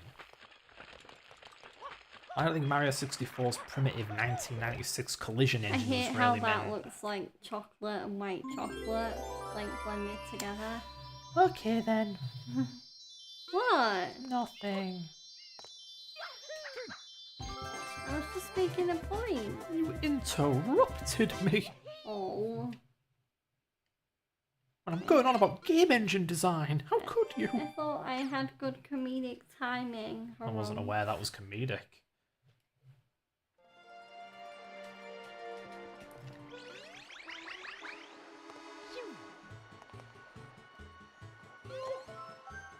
You know, despite the mostly 60 FPS compatibility-ness, the Switch version, Mario 3D All-Stars, it doesn't bother making the game 60 FPS. It makes the game widescreen. And like the pre-rendered cutscenes are HD now. But it's not 60 FPS. I don't get what's up with that.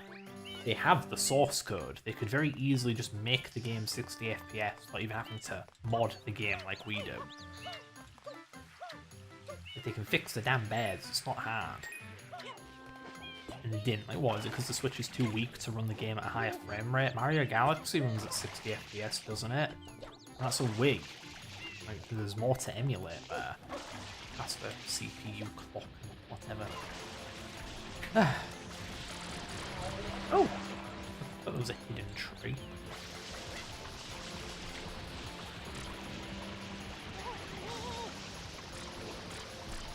Do you know what your dad's doing? Planning on doing Christmas dinner? Well, I remember it being kind of a make-your-own meal thing. Not quite make-your-own meal, but it's just all be a bowl of stuffing, a bowl of this, a bowl of that, and you just pile it on your dish however much you want, however much. Yeah. It's 'cause, I think it's just because historically the Christmas meals at that house have been a bit hit or miss. Yeah. Well, Where like, it's just- some people like them, some people hate them. Kinda, in the sense that it's varied. Big old Christmas roast. I mean, And they're just... I do prefer a Christmas dinner where, yeah, you will get like, I don't know, roast potato, stuffing, parsnip, Brussels sprouts if you like them, Yeah, exactly. Just like, just in like their own little plates and you can like pick them out. the point being, people will just end up wasting food if you just dish them up something. Well, yeah, especially at Christmas. Ironically. Time of giving, not of taking. So they won't take what you give, Tish. Jesus, I had to believe we're nearly 2 hours in and we're only just getting to the secret levels. I'm surprised I've been able to keep up a conversation for 2 hours. Sorry, I keep interrupting you. Yeah.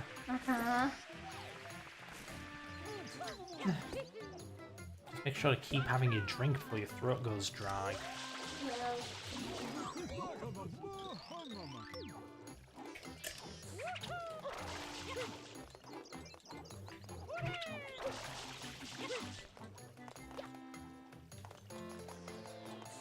Yeah, the secret levels. You'll see why, but a lot of people say they're the best part of the game. I absolutely hate them. Because they are anti-Mario Sunshine to me. They really have. Well, yes. Yeah. But only because they're anti-Sunshine. Because this is Sunshine. This is cool. This is fun. This is great. You know what isn't great or complex or cool? This. Yoink. Yeah, bye-bye Flood.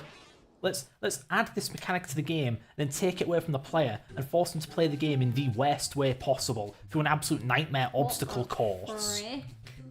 We are now playing Fall Guys. Fall Guys probably handles better than this too. Yeah, it does. Yeah. Yeah, Mario in this game is a light, snappy little bugger, so it's way too easy to just fall off things. Doesn't really have much weight to him. Yeah, no jetpack, so you're forced to make do with his that. Oh my god. Just stuff like that. Yeah. You sure you want to do these? They seem like rage bait. I have no choice. Trust me, little kid me would avoid these like the plague. No, sooner or later you gotta do them. It's one of the issues with this game that people rightfully take issue with over Mario 64. You see, Mario 64, you don't have to do every level. You can just get, what was it, 60 or 80 stars through whatever means you deem necessary and beat the game. Sunshine doesn't work like that. You don't need a given number of shine sprites, you need a given number of completed levels per world. Yeah. And you don't get to choose which levels those are. You did it! You absolutely must do the first 8 or so. I forget exactly how many there are, but it's something like that. Yeah, I did it. Whoa, they get so much worse, believe me. In fact, well, there is a secret stage that's the most... A secret stage is one of the most... No, it is the most infamous level in the game. But I have to bite my own tongue because it's the one secret level where you get to keep Flood. Don't bite your own tongue, seriously. I mean metaphorically.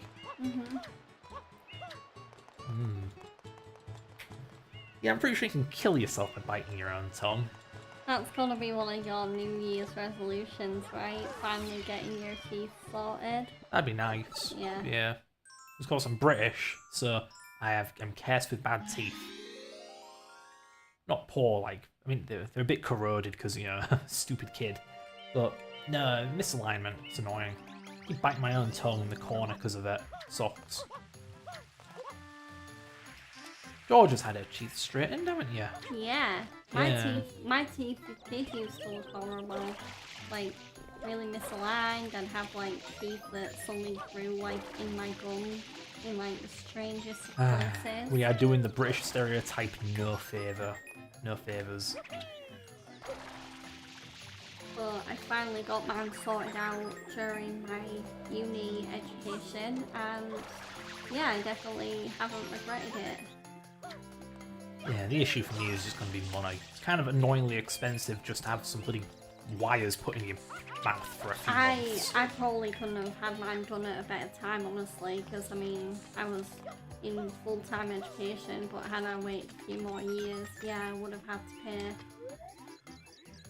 That looks like a bug. What the hell? What the fuck? Those guys spawned on the hillside. What the hell? Yeah.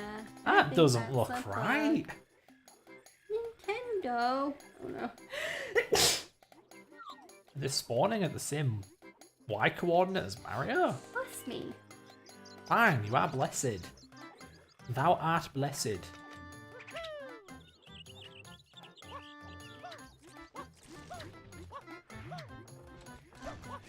I lost my train of thought. That was one distracting sneeze. Really? Yes. Well, I tried to hide it away, so it wasn't distracting.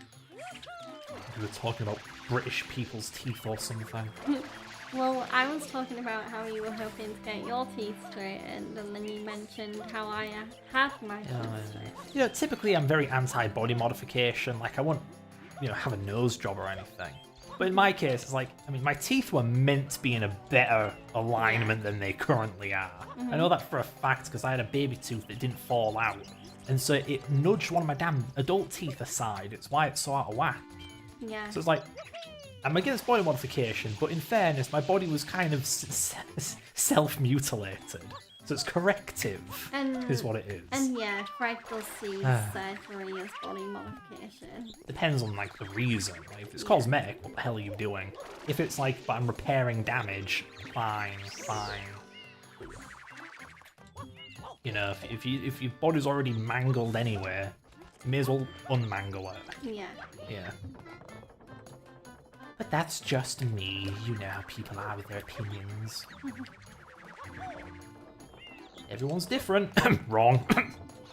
What? Nothing. I didn't say nothing.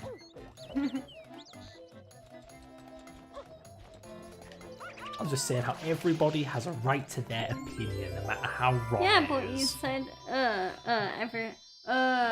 get why you were coughing now, because you mean everyone's wrong, not Yes. everyone's different.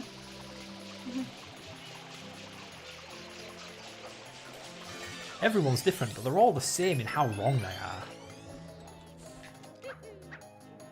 And speaking of which, playing this game reminds me of like the good old days of the internet when people just wet so at each other's bloody throats. When it wasn't everyone but me is wrong, it was more just like everyone gets along. Speaking of getting braces, I don't think there's anything like you're not gonna like about it.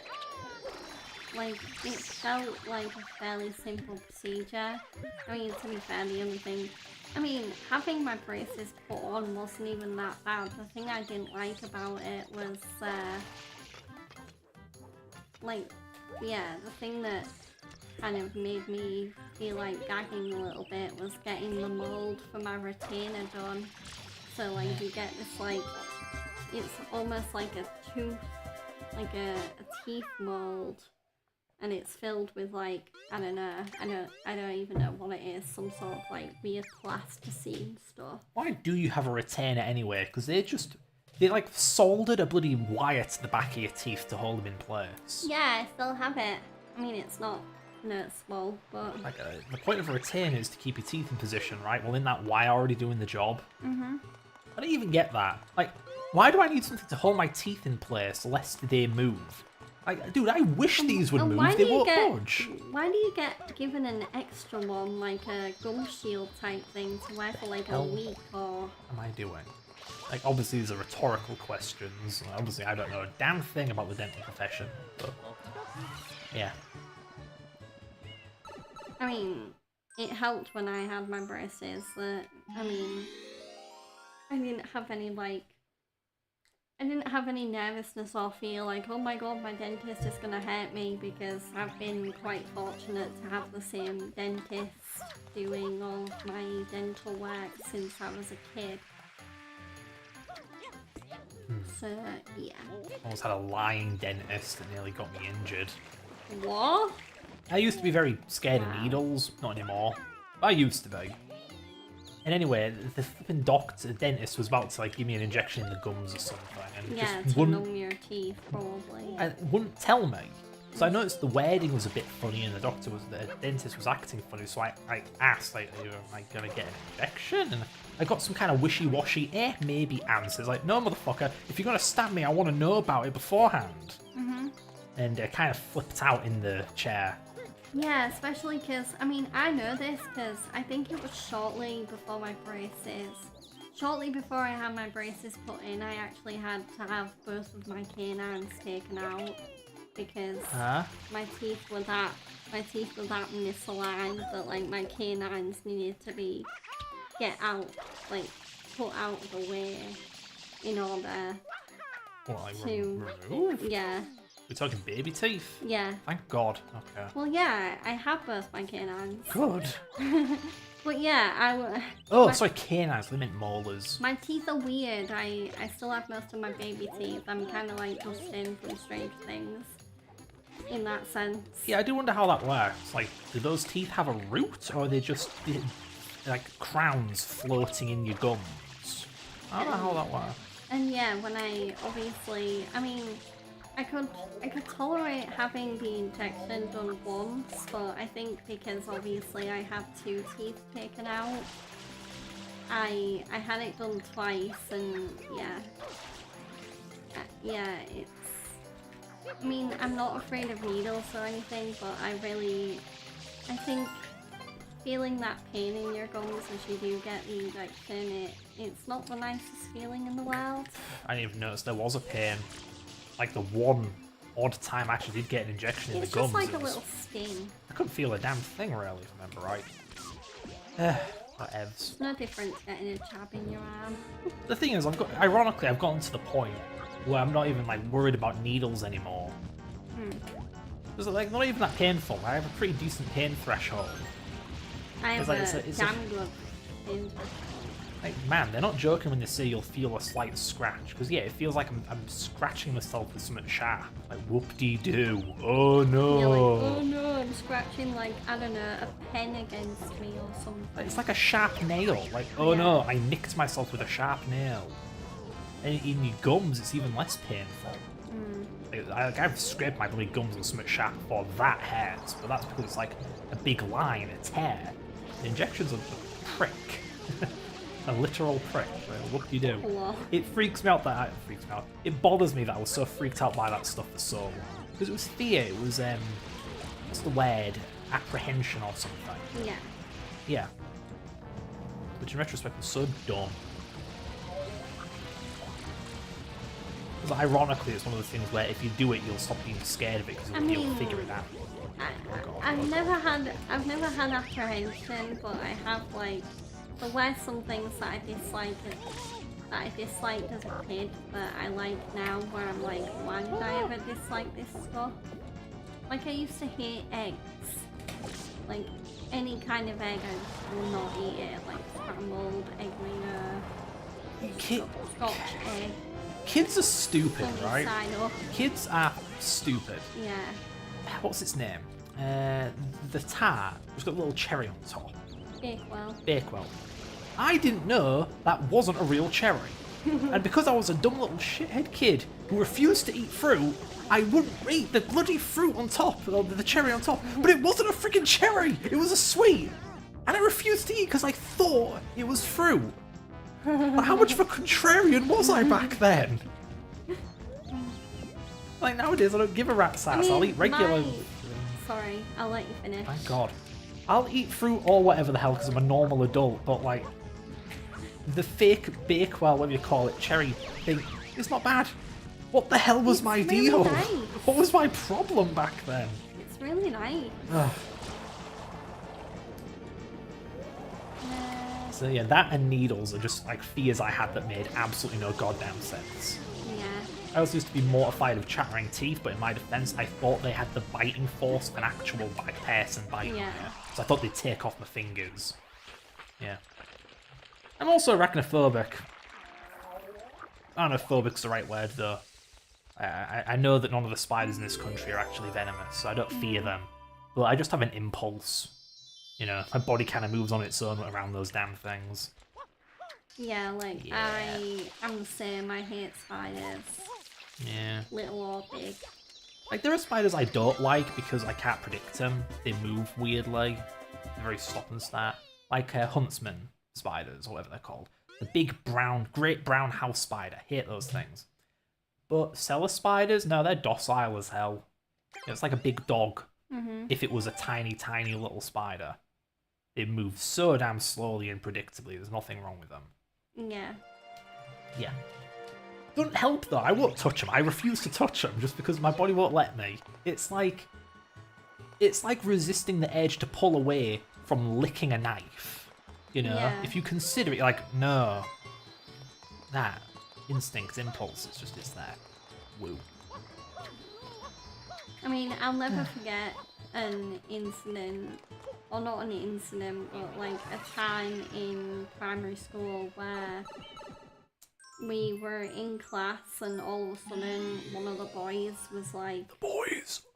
guys, come over here, there's a massive spider in the sink. And I swear to God, it was like Sounds like a- year high. Yep, sounds like the brown house spider. Those things And are freaking yeah, big. it was probably a huntsman, and it was like spread all across the sink, like not like flattened, but just like, you know, in terms. Just it grasping. was big. Yeah. And yeah, one of my friends, Daniel, he picked it up And ate it. and played around with it a little, and everyone else was just scared out of their minds, like, ew, why are you doing that? Ugh. Yeah. Makes my skin crawl. Mhm. Yeah, perhaps like needles, it's a phobia question mark that I could get rid of with experience because I'm the same way about crane flies. Like it's not spiders in particular, it's just the big gangly legs. If spiders had legs the size of like beetle legs or ant legs, I wouldn't mind them. It's the fact they're massive. So crane flies are the same to me. Anyway, I used to be able to handle them. How do I put this out? Sound like a psychopath? I used to kill a lot of them. When you're a kid, you play around in the playground and the nature and the grass, and you kill insects. You squash slugs and you dismember. I mean, It's hard to explain. I don't know whether I did, but my dad used to have like an area in my childhood house in his garden. Oh God. Where there'd just be like mud and there'd be a shovel, and just out of curiosity I used to go out in the garden, use the shovel and like dig around in the mud, and I'd like see worms and stuff and bugs. So I don't remember outright killing any, but I won't be surprised if I did. Especially with how much I did kind of like dig out and rummage around. Yes, I'm very familiar with wood lice, let's put it that way. Poor buggers. I kept mistaking them for pill bugs and folding them clean in half. Oh God. Yeah. Anyway, so, but I wouldn't go near the godforsaken crane flies. And my primary school's really odd, because the brickwork, it attracted crane flies. I don't see crane flies much nowadays. But at that school, there'd be hundreds of them lining the brickwork, just on the walls. And so my friends who didn't have that kind of high hesitance that I do, just got the idea of like, there's so many of them, just grab one, like grab it by the leg and it's all like blah, blah, blah, blah, blah. Then you just start dismembering them, pulling off their legs, pull their bodies in half and so on. And eventually I was able to start doing it myself, and eventually I stopped being freaked out by them. The impulse went away. I could never do that with a spider, by the way, like especially because I swear there was one time where I did kill a spider in my bedroom, but at first before I killed it, I swear I felt it like latch onto the tissue that I'd covered it in, and it's just like, oh, no. Of course, nowadays I don't go around killing random insects, not necessarily out of some kind of pacifism, but more so, what's the word? Productiveness or something. It's like, that is a functional insect. I don't want to break something for no reason. I mean, it's also a pain that usually when you do kill insects, like, you might leave something on the wall. Got a mess to clean up. Like guts, or I mean, you might kill a spider in a way that it loses a leg. I don't know. That's part of why I'm like, the spindly legs bother me. I worry that they're fragile. Like if I was to pick up a spider by its leg, I'm convinced that leg would come off. Yeah. And I don't want to do that. It's just nasty. I mean, we may kill bugs, but we're not gonna outright dissect them. Anymore. Not anymore. Never again. Oh man, how long am I going to have to How did we even get on this topic anywhere? Fear of needles from the dentist thing. And then, Man, this game has a big draw distance. Wow. Meanwhile, Sonic fucking Frontiers be like fed of that. I know one thing I used to fear that I don't anymore is thunder and, well, I don't fear thunder as much, but I used to hate lightning as a kid. And now I kind of have like a coping mechanism where what? Just an internet word called perceive and so on. Where, I mean, I can't really look at it because I feel like if I did look at lightning, then I get into that old habit of wanting to like break down and cry. Eesh. But if I keep looking away from it, then I can deal with it. Mario, you twit! Hi Con, welcome in. Hello Con, you get to join in on watching Mario fail at basic tasks. Lol. I was charging my rocket pack to go up, and then Mario edited his like, oh, I'm following animation, it turned it off. Yeah. Unbelievable. Guy has no like self-preservation instinct. Yeah. Glad you're keeping an eye on the chat. I have been, but I stopped looking like 10 minutes ago. I just took a drink, so the message kind of popped in at the perfect time. So, yeah. I mean, it helps that this is a, you know, a you game and I kind of chat kind of stream. Yeah, thank goodness. Not Whereas, cutscene mania. yeah, whereas unlike Metal Gear, where it's like, ooh, laser focused on the game at all times. Yeah. But whether it's Metal Gear or Mario, you can bet your booty there will be technical issues. Uh-huh. I'm doing well. I think I've recovered because I went out on Wednesday to a wrestling show. So I think I've gotten over my sleep deprivation and physical tiredness. Oh god, it's this one. No, And, not like yeah. this. Now I'm just, you know, enjoying the last few days of pre-Christmas bliss before all of the hecticness and the celebrations begin.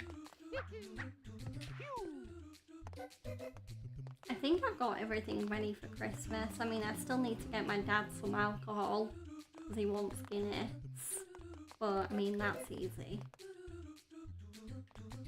That's not like a, oh no, I need to buy it on Amazon and get it over here before the Christmas rush ends. I don't know. Feels like a bit late to be doing that kind of thing. Well, yeah, but I don't have to. Yeah. This is annoying, by the way. This is way too hard for a kid. Like, why would a kid know how to bounce Mario on a friggin' Rubik's Cube? Oh, I'm gonna die. Ooh, that was close. And yeah, you might see flashing lights in our camera because we have our tree lit up. Now I never. We would put baubles on it, but we don't actually have any hooks. So if we want to do that, we need to get some, you know, hanging hook thingies. Yeah, I still haven't the foggiest where those went. Nope.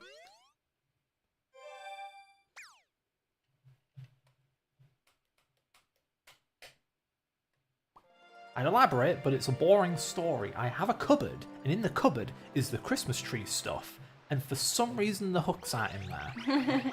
The end. Everything else is, but the hooks are. Literally everything, but the hooks. What, could I not fit them? They're like a little box here big. How could I not fit them? There's tons of room. Like, did we use them all up and just not realise it? I mean, we can't have done because we'd have, you know, we'd have taken the baubles down and everything. Oh, I get it. I remember now.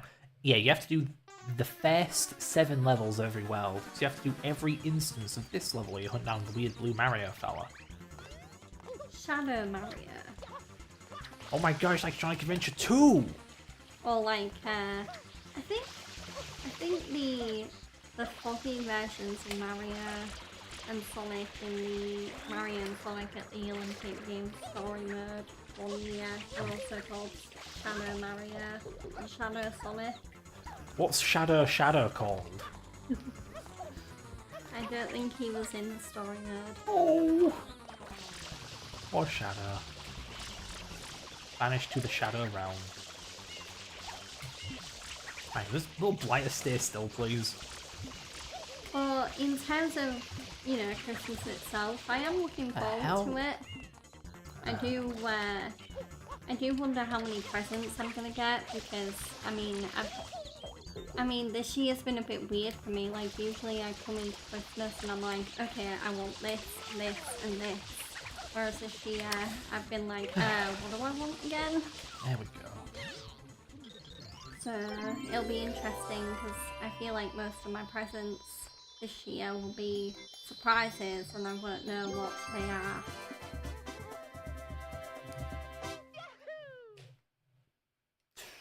Well, you know what this one is. Well, yeah, I know what you got me. You're welcome. And yet, It is really useful. I feel really bad that you don't have anything that you want, because it would be nice to pay you back. I never want things, you know? Yeah. I've got my laptop, that's pretty much good for everything. Mhm. Anything programming related anyway. The thing about programming as a hobby is it's all free. Who the hell pays for a compiler these days? That's nuts. Nobody. Who pays for a text editor? Or anything like that? Nah, it's a great hobby for when you're a cheapskate. Just get a computer, there you go. You don't even need to buy Windows, install Linux. Yeah. Man, the cool thing about Linux is the vastly superior controller compatibility. You can just connect random controls and it'll work. Whereas in Windows, you wish you could do that. Yeah. Like you need special software, like I mean, Steam I or do something. wonder whether I should make a switch to Linux at some point.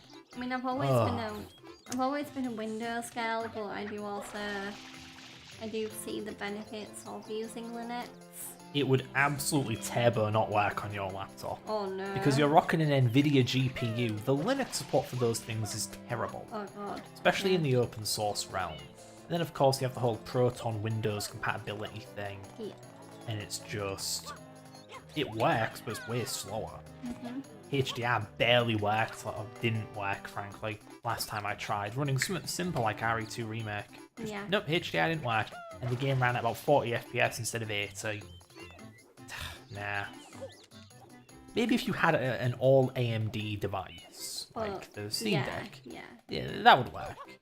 Or even like that I laptop mean, of the my Steam dad, Deck but- has Linux on it anyway. Yeah, exactly. A version of it anyway. And even then, you remember, Sonic CD wouldn't boot. No. But of course, that was back when the console was new. I'm sure they've actually fixed that now. Whatever.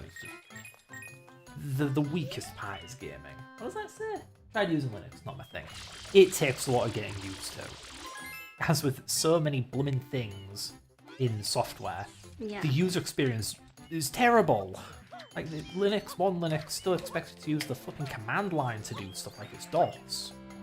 Which, like, I get why, once you know how to do it, it is very simple, but no. People don't do that nowadays. Yeah. My dad's lucky to at least have something he can install programs with instead of the command line.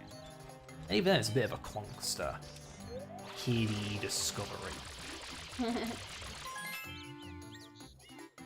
Yeah, I remember the biggest issue for me when I first started using Linux was just, what can I use with this?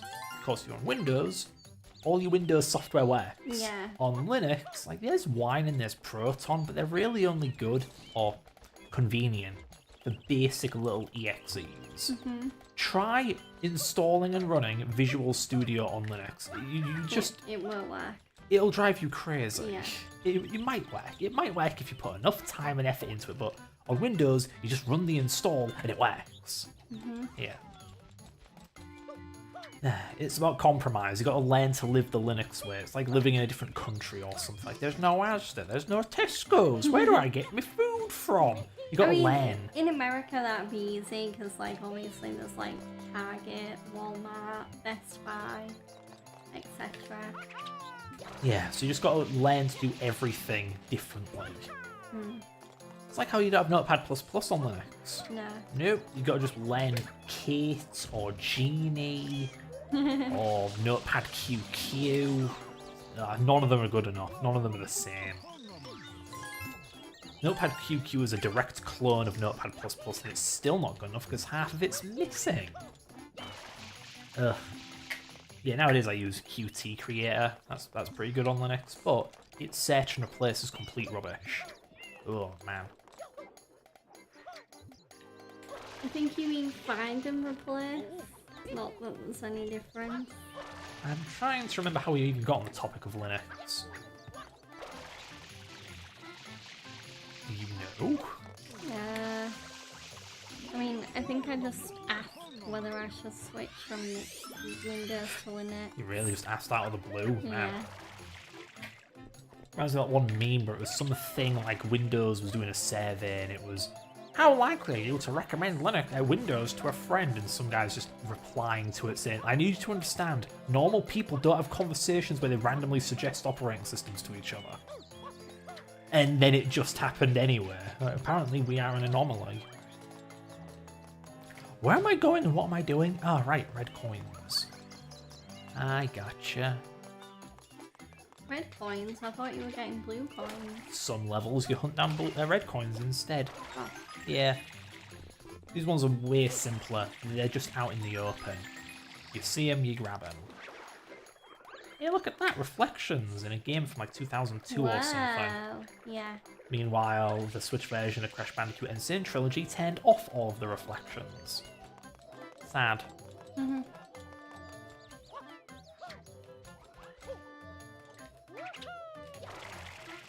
It is kind of neat that thanks to my computer science and games degree, I kind of have a vague understanding of how like ray tracing and reflections and stuff like that works.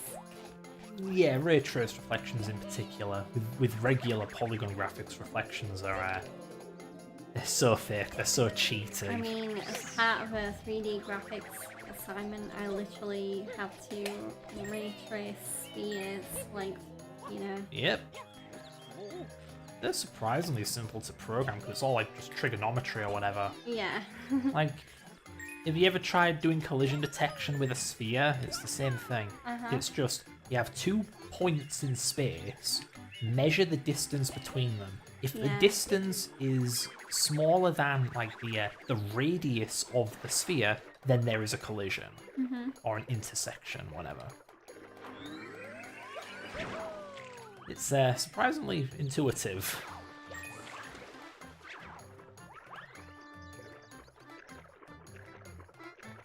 I suppose the thing with ray tracing is you would think it's a matter of you follow the ray along and find when it touches the sphere, but no, ironically you just go in a different direction.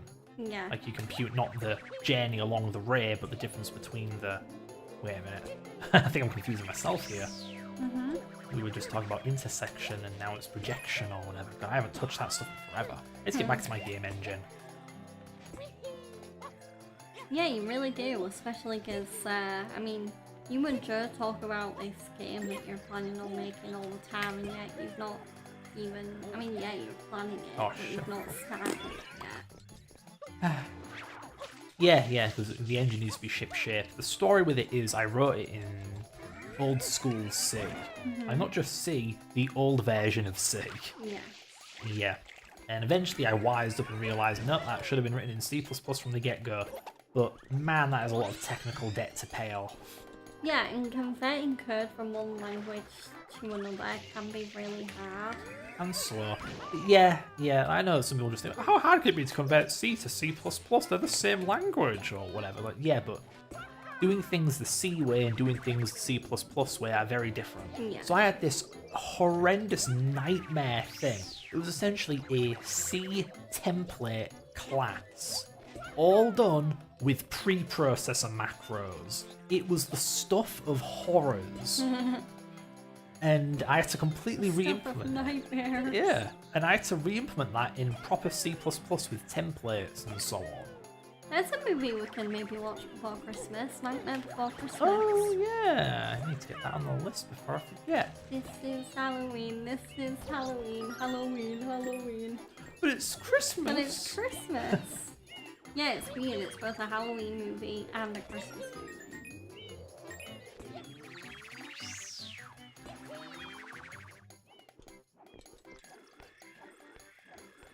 Nope, closest I can draw a comparison to that is like a Christmas horror film. Yeah. Which ain't quite the same thing. No. Where are these remaining two things? Oh goodness. I mean, who even wants to watch a horror movie at Christmas anyway? No. True. One of those people. So, horror fanatic. Okay, when I heard she's a whore, I thought that was going to end very differently. God damn it. No, I am not. I'm not using that word ever to describe any member of your family.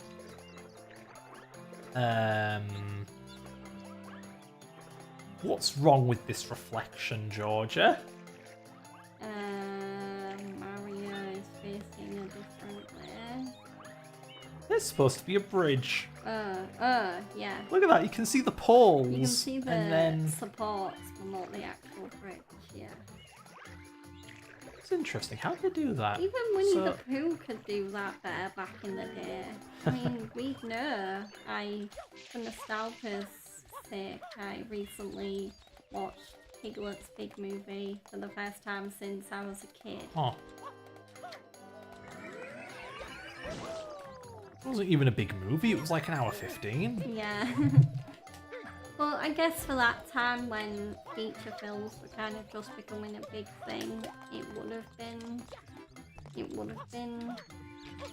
big, I guess. Piglet, Miglet. I still can't believe all this time I thought the movie came out after Piglet's Big Movie, and it turns out it came out before it. I mean, it was kind of common sense to me because, I mean, who's cooler? Who's more popular? Yeah. Tigger. Of course he'd Tigger. get the film first. How could you believe how that The was? most wonderful thing about Tigger is just that I'm the only What? one. I'm the only one.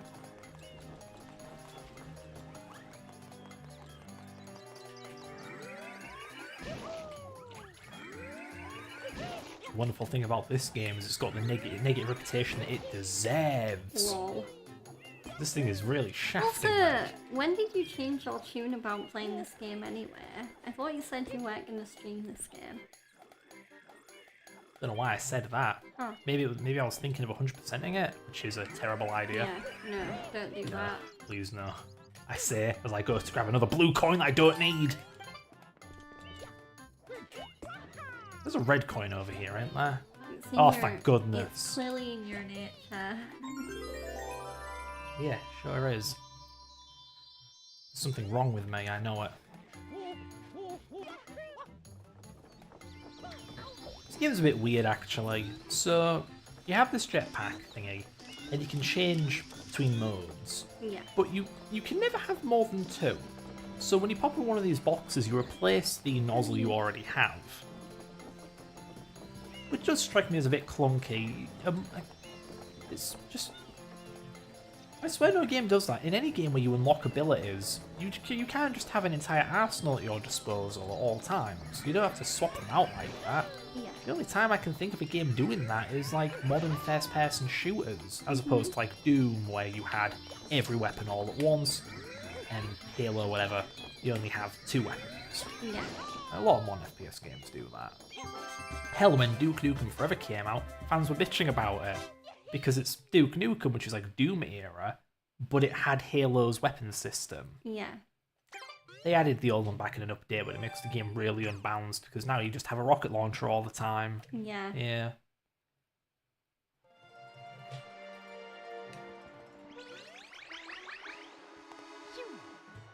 Okay, well, aside from collecting 100 coins, which I cannot be asked to do, that should be that particular world entirely done.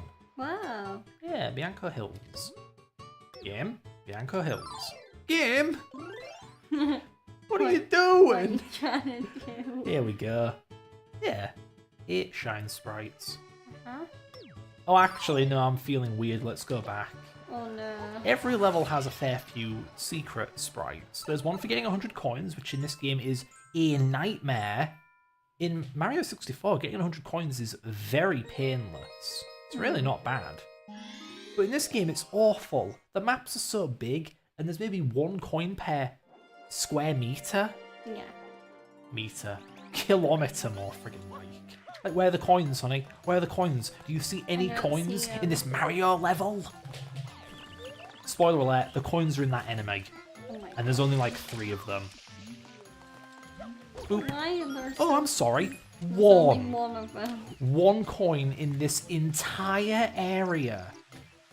It's hell. It is pure hell looking for the bloody coins in this game. Is there a coin in that one too? You betcha. Good dish. Yep, 2 coin.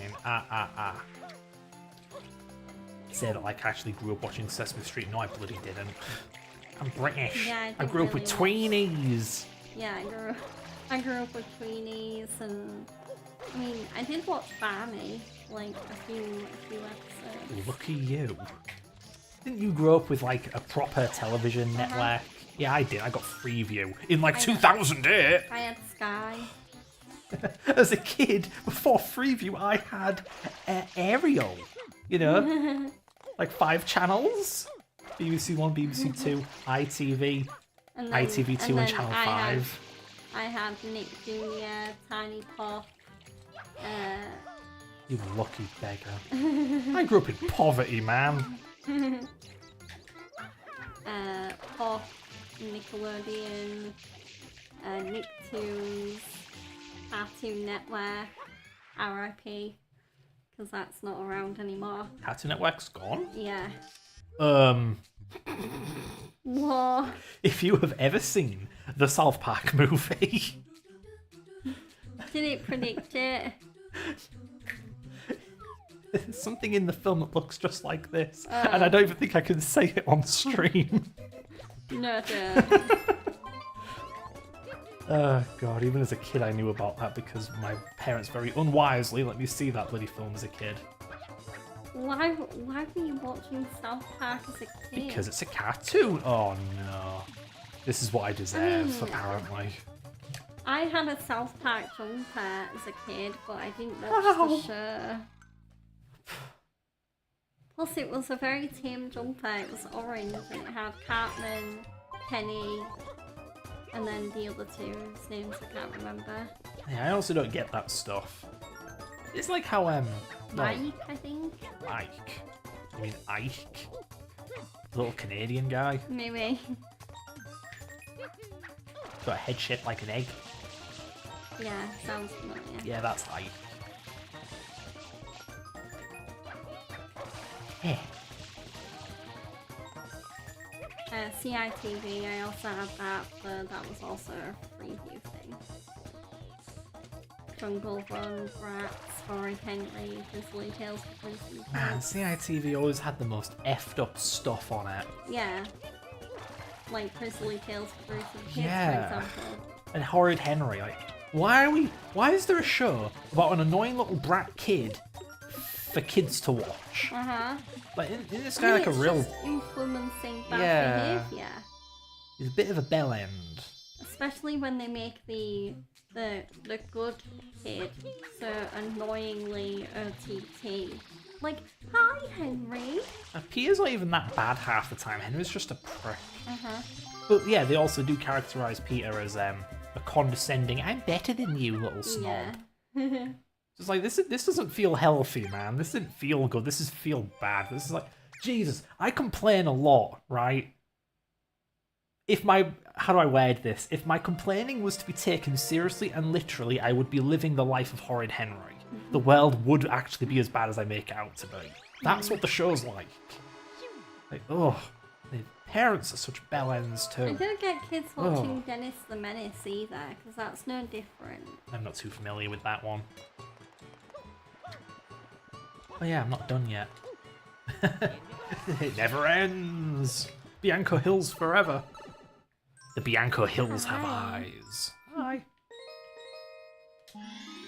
BF, each secret level, there's a second shine sprite, which you do with Flood, which makes them 10 times better. But they are these migraine-inducing time trials. We have to collect 8 red coins and don't die. Yeah. That's all.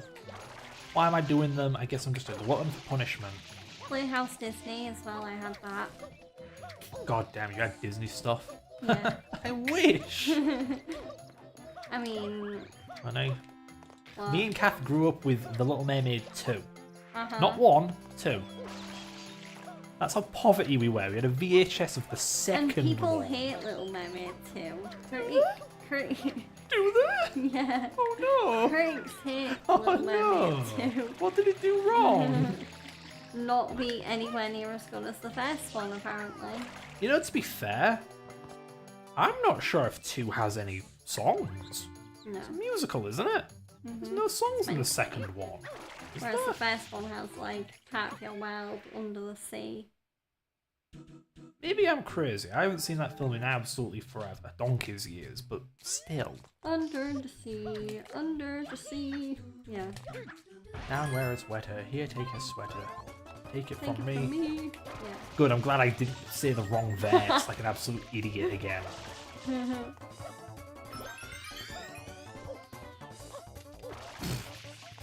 Damn. I wish I remember the lyrics, but I just remember some weird spoof of that song where it's like, program NC, Oh, and it just no. lists like the issues with it. Yeah. Yeah, it's like, ooh, exceptions. Not exceptions, sorry, seg faults. Hi, Pinka. Welcome in. Hello. Happy Sunday. It's Sunday today? Yeah. I do not pay attention to these things. My weekend's been good. I've not really been up to much because I've just been taking it easy after going to AEW in Manchester on Wednesday. That But was like 5 days ago, wasn't it? no. 4? That clearly Four- cannot count. 4 or 3. Clearly the days just blending together. And right there. Okay, And where's that coin? I just felt like taking it easy before Christmas anyway, because next week is gonna be pretty busy for me. Because I mean, there's the whole Christmas Day celebrations, but I'm seeing my mum on Christmas Eve, and then I'm seeing my dad on Boxing Day. So the day after Christmas, gonna be going to a lot of places. Nuts, my drink is empty. Okay, you want to Well- take a break and go refill it? Yeah, and you did say there was this film I need to write down as well. Nightmare Before Christmas. That's the one. Nightmare Before Crightmare. Yeah. Now I can get myself a drink. Okay. While I'm gone, you can faff around with the game if you like. No, I'm good. Wow, you're allergic. You hate sunshine. What does sunshine ever do to you? How do I pause? The start button. Oh The yeah. start button, dear. Believe it or not. I've been good. I mean, as I said, I was recovering from AEW because going to AEW in Manchester on Wednesday definitely took a lot out of me. Because I didn't stay overnight at a hotel, so I drove there and back, and the journey back was unfortunately a little bit of a nightmare because it was very rainy. There was a lot of not flooding as such, but just like obvious water on the roads, so I had to go really careful. So it meant I got home later than I probably would have liked to. But yeah, and then I ended up being physically tired and also sleep deprived, so I had to catch up on sleep and stuff. But I'm definitely more alert and energized, and I do feel like I'm recovered enough that I can go into this next Christmas week and, you know, not feel like I'm pushing myself too hard. Push it real good. You did not just quote that song. Did I? Push it real good. Da, da, da, da, da, da. My favourite lyrics. Da da da da da da. Boop. There we go. Alright, on to the second level of the game. Well, whatever. About dang time. So what were you talking about? I was just answering Ash's question about how I've been lately, Well, I think I've already gone over my half of that. and just saying, and yeah, just kind of rehashing that AEW really took a lot out of me.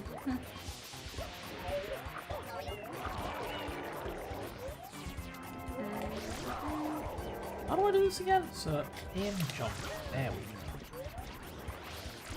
go. Yeah, I definitely enjoy this like that, where I just play games on my PS5 or on my laptop, and I do like to listen to music when I'm gaming sometimes, or sometimes I'll just do it separately.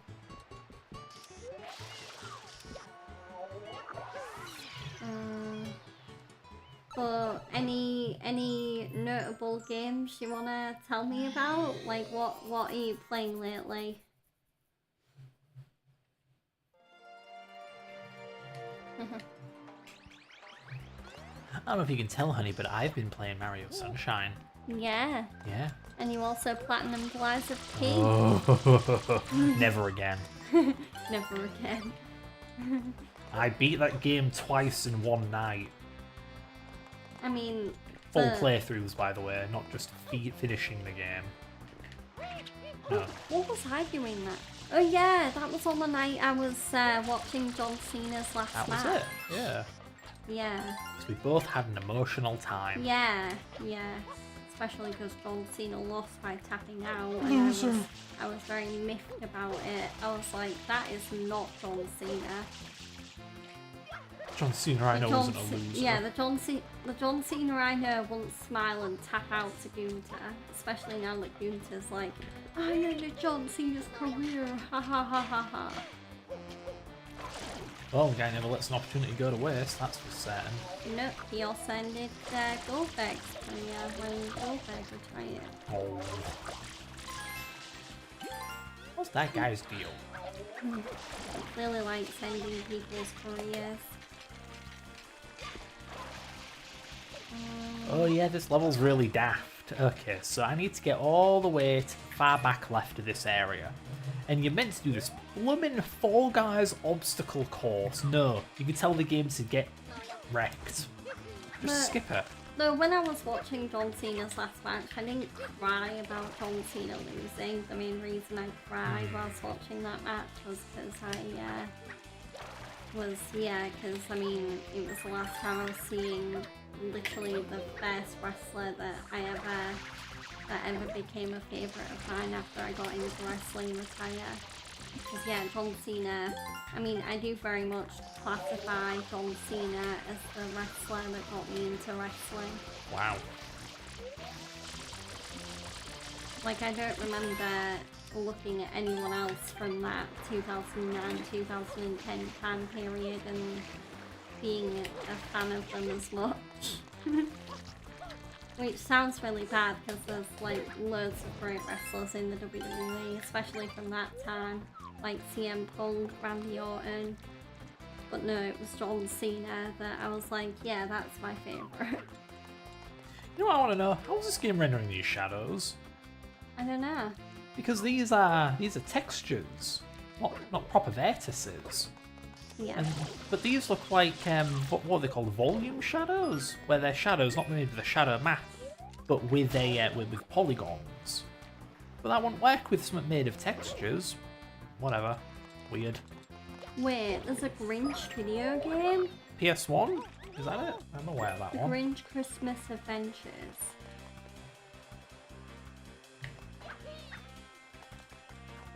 Oh my god. DLC. Oh, I guess this is something completely different. Okay. Yeah, we've clearly never heard of that game. Nope. Yeah, when me and Fred were planning today's stream, we were wondering if there was any Christmas games we could play, but we couldn't really think of any. None that I wanted to play anywhere. No. But I don't, yeah, I mean, I haven't really played that many Christmas themed games anywhere. Like my main deal, like my main media source that I use when it's around Christmas time is either I watch Christmas movies or I listen to Christmas songs. So I've actually not been doing much Christmas music listening this year either. But then, to be fair, I've been very busy. Oh dear. Ooh, barely But made yeah. that. I hope that Grinch game is good.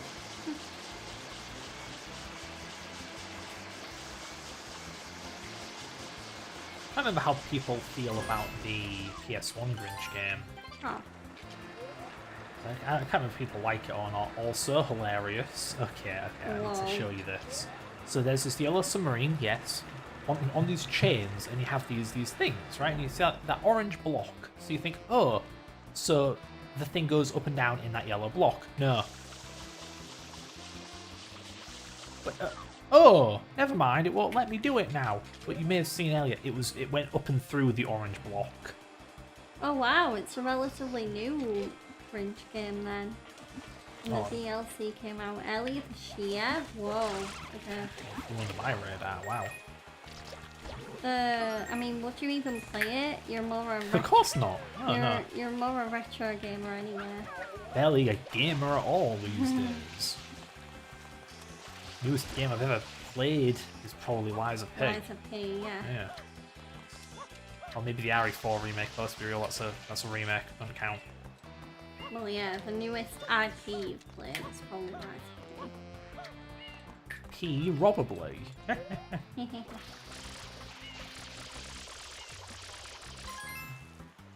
It's kind of funny how I got into Lies of P through watching Chugs play it, and then Fred kind of, like, Oh no.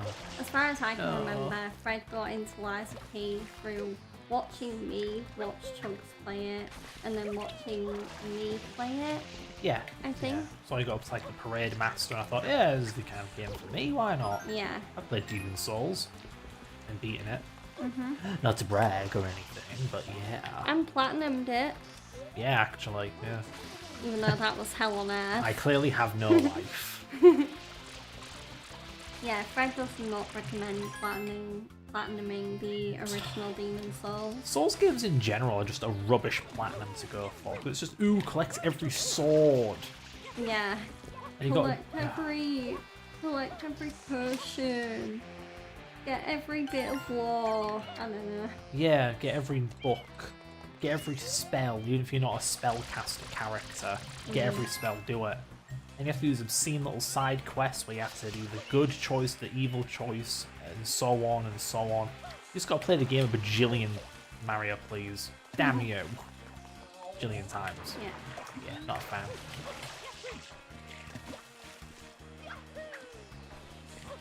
I'm trying to remember if Dark Souls is any worse for that. I wish I could read that one. Let's say Terminator 2D no fit. Yeah, that's the new Terminator game. I have no idea what it is. The name has me intrigued. What do you mean Terminator 2D? Marvel Cosmic Invasion. Yeah. And Terrifier. Cool. I misread that as Bean Terrifier. I've been playing Bean Beat. Terrifier. Beat Terrifier. Oh, this level's cursed, I man. think Chugs has been playing Marvel Cosmic Invasion lately, because I swear he mentioned it on the latest episode of the All Elite Arcade podcast. Because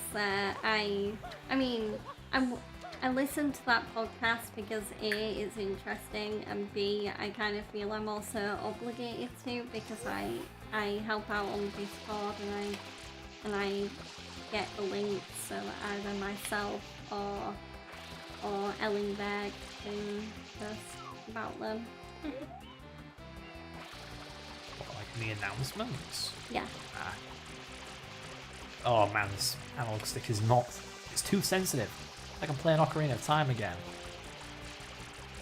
Come on, Mario, you know you can do it. Keep going. Yeah, when it comes to washing off graffiti, your angle is really important. Some angles, it just don't work.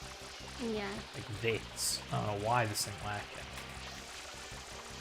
Jeez Louise. Be a bit closer.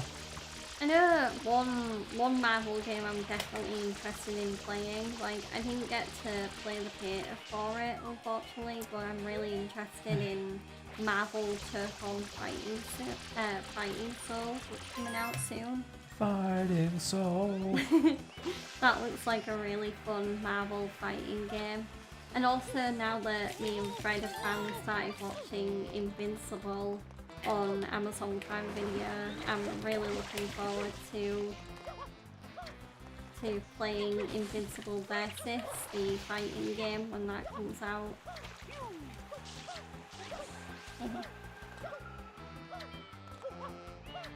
But I'm not that big of a fighting game person. I mean, I think the last fighting game I remember playing was probably Tekken 8, actually. Hey, on some gore? Yes, What? Mario just ripped off someone's tentacle. What? No. Yeah, you ever dismember a live squid before? No. Well, this game thinks you should. Oh god. Yeah, Nintendo's demented. Yeah, but then, like, it's got squid ink in it. It's gonna go everywhere. In the tentacle? No. No. Unless you mean... Oh, whatever. No, not in the tentacle, Yeah, in the body. Douche. Come on, Freddy, you know how to do can't, this. I still can't believe, like, spaghetti covered in squid ink is an actual delicacy. Here we go, baby. I want to be ethical and beat this boss without ripping off its legs. Arms. You must find a way to fight it. Go away, Flood. Patronising backseat gamer. I hate backseat gamers. I say that, I'm totally one of them. Oh yeah. Hey, Fred. I mean, you need only watch some of our earlier streams to see Fred backseating his way through Sonic. But Or it's through, Sonic. Through me playing Sonic, anyway. It's sacred to me. Yeah. Even though it's gone a bit down the... Bit? a 25 lot, years, a lot honey. Down the, a lot down the shitter lately. Oh my. Gone down the bog. Yeah. 25 years, man. 25 years with no reprieve. It's 25? dead. I thought it was like 2006. Honey, Sonic 06 was just the lowest point. Okay. It dipped beyond a good after Adventure 2. Yeah. Bloody Heroes, man, never forget. I think I made you play Heroes, actually. I don't remember you Well- liking it. Well, I played Heroes myself when I was a kid. Oh, yeah. We have footage, but I swear, I made you play Team Rose, and you came away from the experience saying, I don't know why I liked it as a kid. Well, yeah, I Oh. do. I really do. That's sad. Maybe it's just because it was new and intriguing to me at the time. The sad thing is, going back and playing a little Heroes when I was bored a few days ago, I like it more than Frontiers. Yeah. Frontiers is boring. Frontiers isn't even a freaking Sonic game. Like, come on. Open It's World like, Collectathon? the Legend of Sonic Breath of the Wild. Yeah, that too. And man, all I wanted from a new Sonic game was just 3D linear, fast-paced platforming. And what do I get? Breath of the Wild, but you go a bit quicker. Yeah. Open world. Breath of the Wild, but it's Sonic. Yeah, at least Heroes has the basic gameplay down.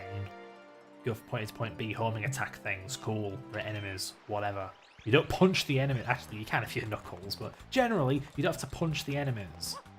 Then you've got Frontiers where they have big health bars. Even bigger than in the other game.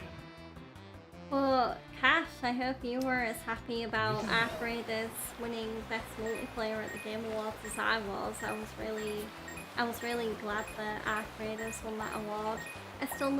I know there's a new update out for it where I think some of the levels have like snow variations. So I'll be looking forward to getting back into it.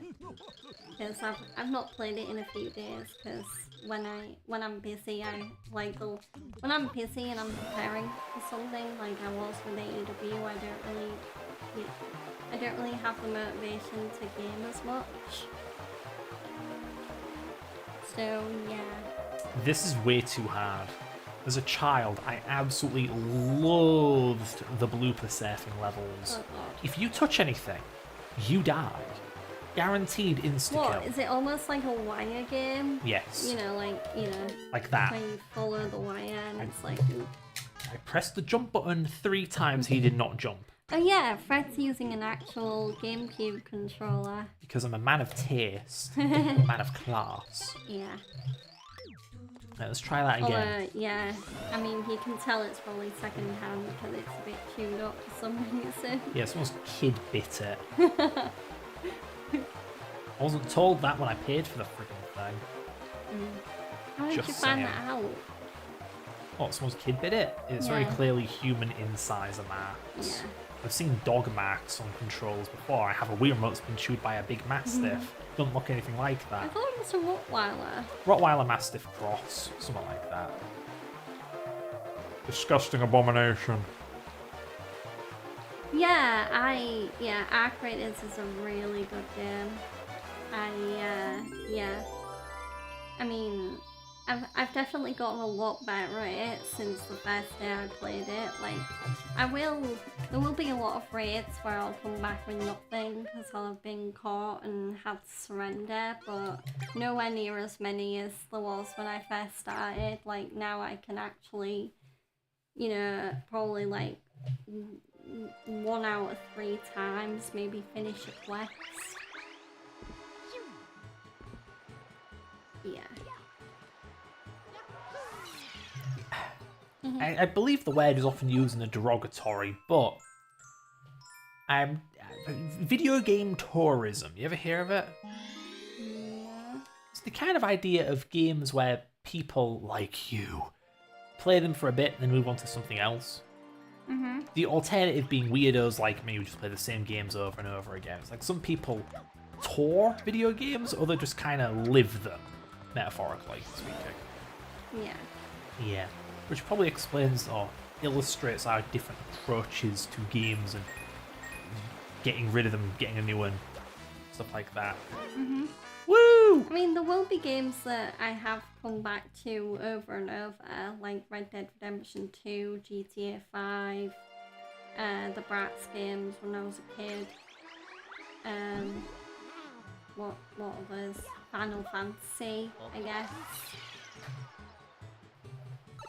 Yeah, The Witcher 3. But yeah, Fred's right. I am the kind of person where if I play a game and it doesn't feel like I'm getting into it, I will just move on from it and it'll kind of fall into my backlog. Or you'll just beat a game once and then move on. Yeah. You don't go for the platinum or anything, and I rarely ever do see you come back to a game once you've already beaten it once.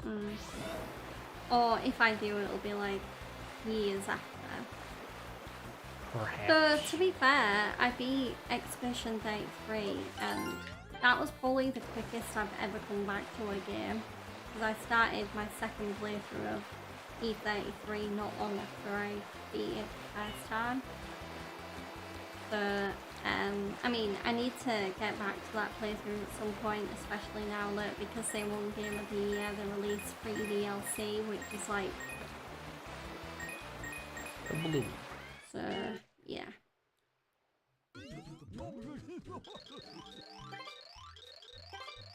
I gotta do this, but even quicker.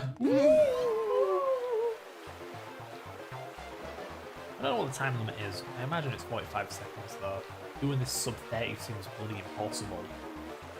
I know the next time I'm like bored when it comes to games and like I'm in a mood to replay something that I've already beaten, I definitely want to replay through Stellar Blade again because I really did love that game. I don't know whether I'd platinum it or anything, but I just want to play it again for like that really cool dystopian experience that the game gives you.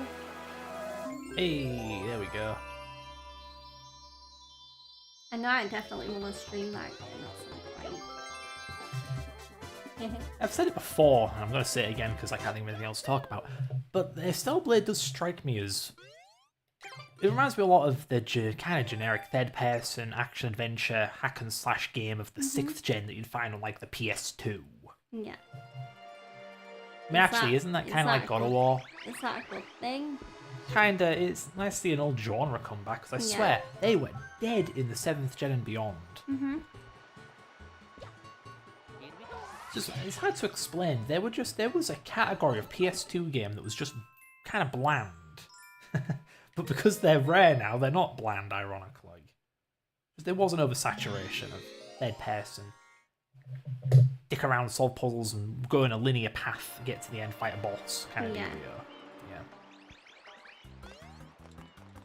What level am I doing again? I'm not paying attention one bit. Another game that I actually do want to see if I can platinum, even though it might be the hardest game I've ever attempted to platinum, because I really want to try and platinum. I mean, I'd probably try and platinum E33 if I could, but I also really want to give platinuming FF16 a shot, Final Fantasy 16. Bloody hell. Because I love that game so much. Like, still, I mean, Chugs has done a lot of streams, but I think one of my favourite playthroughs he's ever done, still to this day, is his Final Fantasy 16 playthrough. Big old throat. Oh nose, whatever the hell that sound is. It's my throat. Ugh. Makes me want to gag.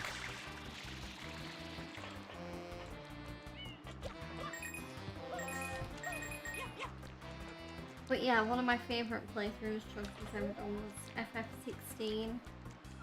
And I mean, it was mostly due to his reactions to that game, but also because me and Saris we were kind of his like fangirls and cheerleaders when he was playing that game. We were like, oh my god, you're gonna love this game, and we were the ones that were kind of cluing him in on like the lore and what was to come and stuff. What about the no spoiler rule? Well, we weren't spoiling, we were kind of just like, if you think the game's good now, you haven't seen anything yet, kind of thing. Uh-huh. So hyping the game up. Yeah. Righto. I wonder if there's any other games I might try and platinum in the future. I mean, Heavy Rain and Beyond Two Souls would be pretty easy. Especially because I've already platinumed Detroit Become Human. So it would be nice to complete the Quantic Dream trifecta. Complete the Quantic Dream. Yeah. I'm noticing we're at the 3 hour mark. Should we keep going for a 4th hour? Or did you want to stop? Well, yeah, we can wrap it up. Oh, well, if you wanna. The decision is yours. Yeah, Okay. I don't know whether I feel like watching another hour of playthrough. Ouch. Poor sunshine. No, I need to do that though. I need to vote. Yeah. Hopefully voting's still available. And I'm hoping there'll be an option on there that I can join in on, because if he was to do a Mario Kart World stream with subs, I won't be able to join in. So yeah. But yeah. Thanks for the reminder though, Cash. I'll definitely check that out. Especially now that I'm wrapping up. Stream 1100. Yep. What are you currently at? Stream 356. You're getting there. Wow. Yeah. Oh, look at that! I'm on stream 356. I guess you do stream more often, so eventually you will catch up. Well, yeah, Chugs' schedule lately has been very, Welcome to the sun-drenched tropical paradise of Isle Sporadic. Delfino. We're yeah, so pleased like to on and welcome off. you to our beautiful Sporadic home. means. And everyone Yeah, I know. Come enjoy a natural wonderland to which we've added the Okay. world's finest resort facilities, a spectacular amusement park, and succulent seafood. All this and more Oh, it will looks meet so you on warm. Isle Delfino. I want to be there. I don't want to be in the cold, cold England. Come back. Thank you for joining me. So I was kind of contemplating this coming week whether I wanted to do any special Christmas games or anything, but especially given I've not been able to stream much this week, I think I might just stick to doing my usual 5-game cycle. Of course, if things change and like I'm in a particular mood to play a particular game on a certain day, I'll let everyone know. But yeah, so my next stream will be tomorrow, and I will be returning to Ace Attorney, Dual Destinies, and yeah, hopefully tomorrow I'll finally wrap up the high school themed case in that game. So that stream should start at 4 PM GMT, Greenwich Mean Time. So, oh, wait, hang on. Oh, it's also the first day of winter today. What? Yeah. Oh, 21st of December. Yeah, it just hit me. So yeah, join me tomorrow for Ace Attorney if you can. And in the meantime, if you enjoyed this content, if you're on Twitch, please follow me and turn your notifications on so you know when I go live. If you're on YouTube, subscribe to me, comment on this video on things you enjoyed or things you might want to see in the future, and also turn your notifications on as well on YouTube so you know when I'm going live. So yeah, I'm gonna end stream pretty quickly on YouTube so I can focus on being on Twitch. So yeah. So yeah, see you later on YouTube.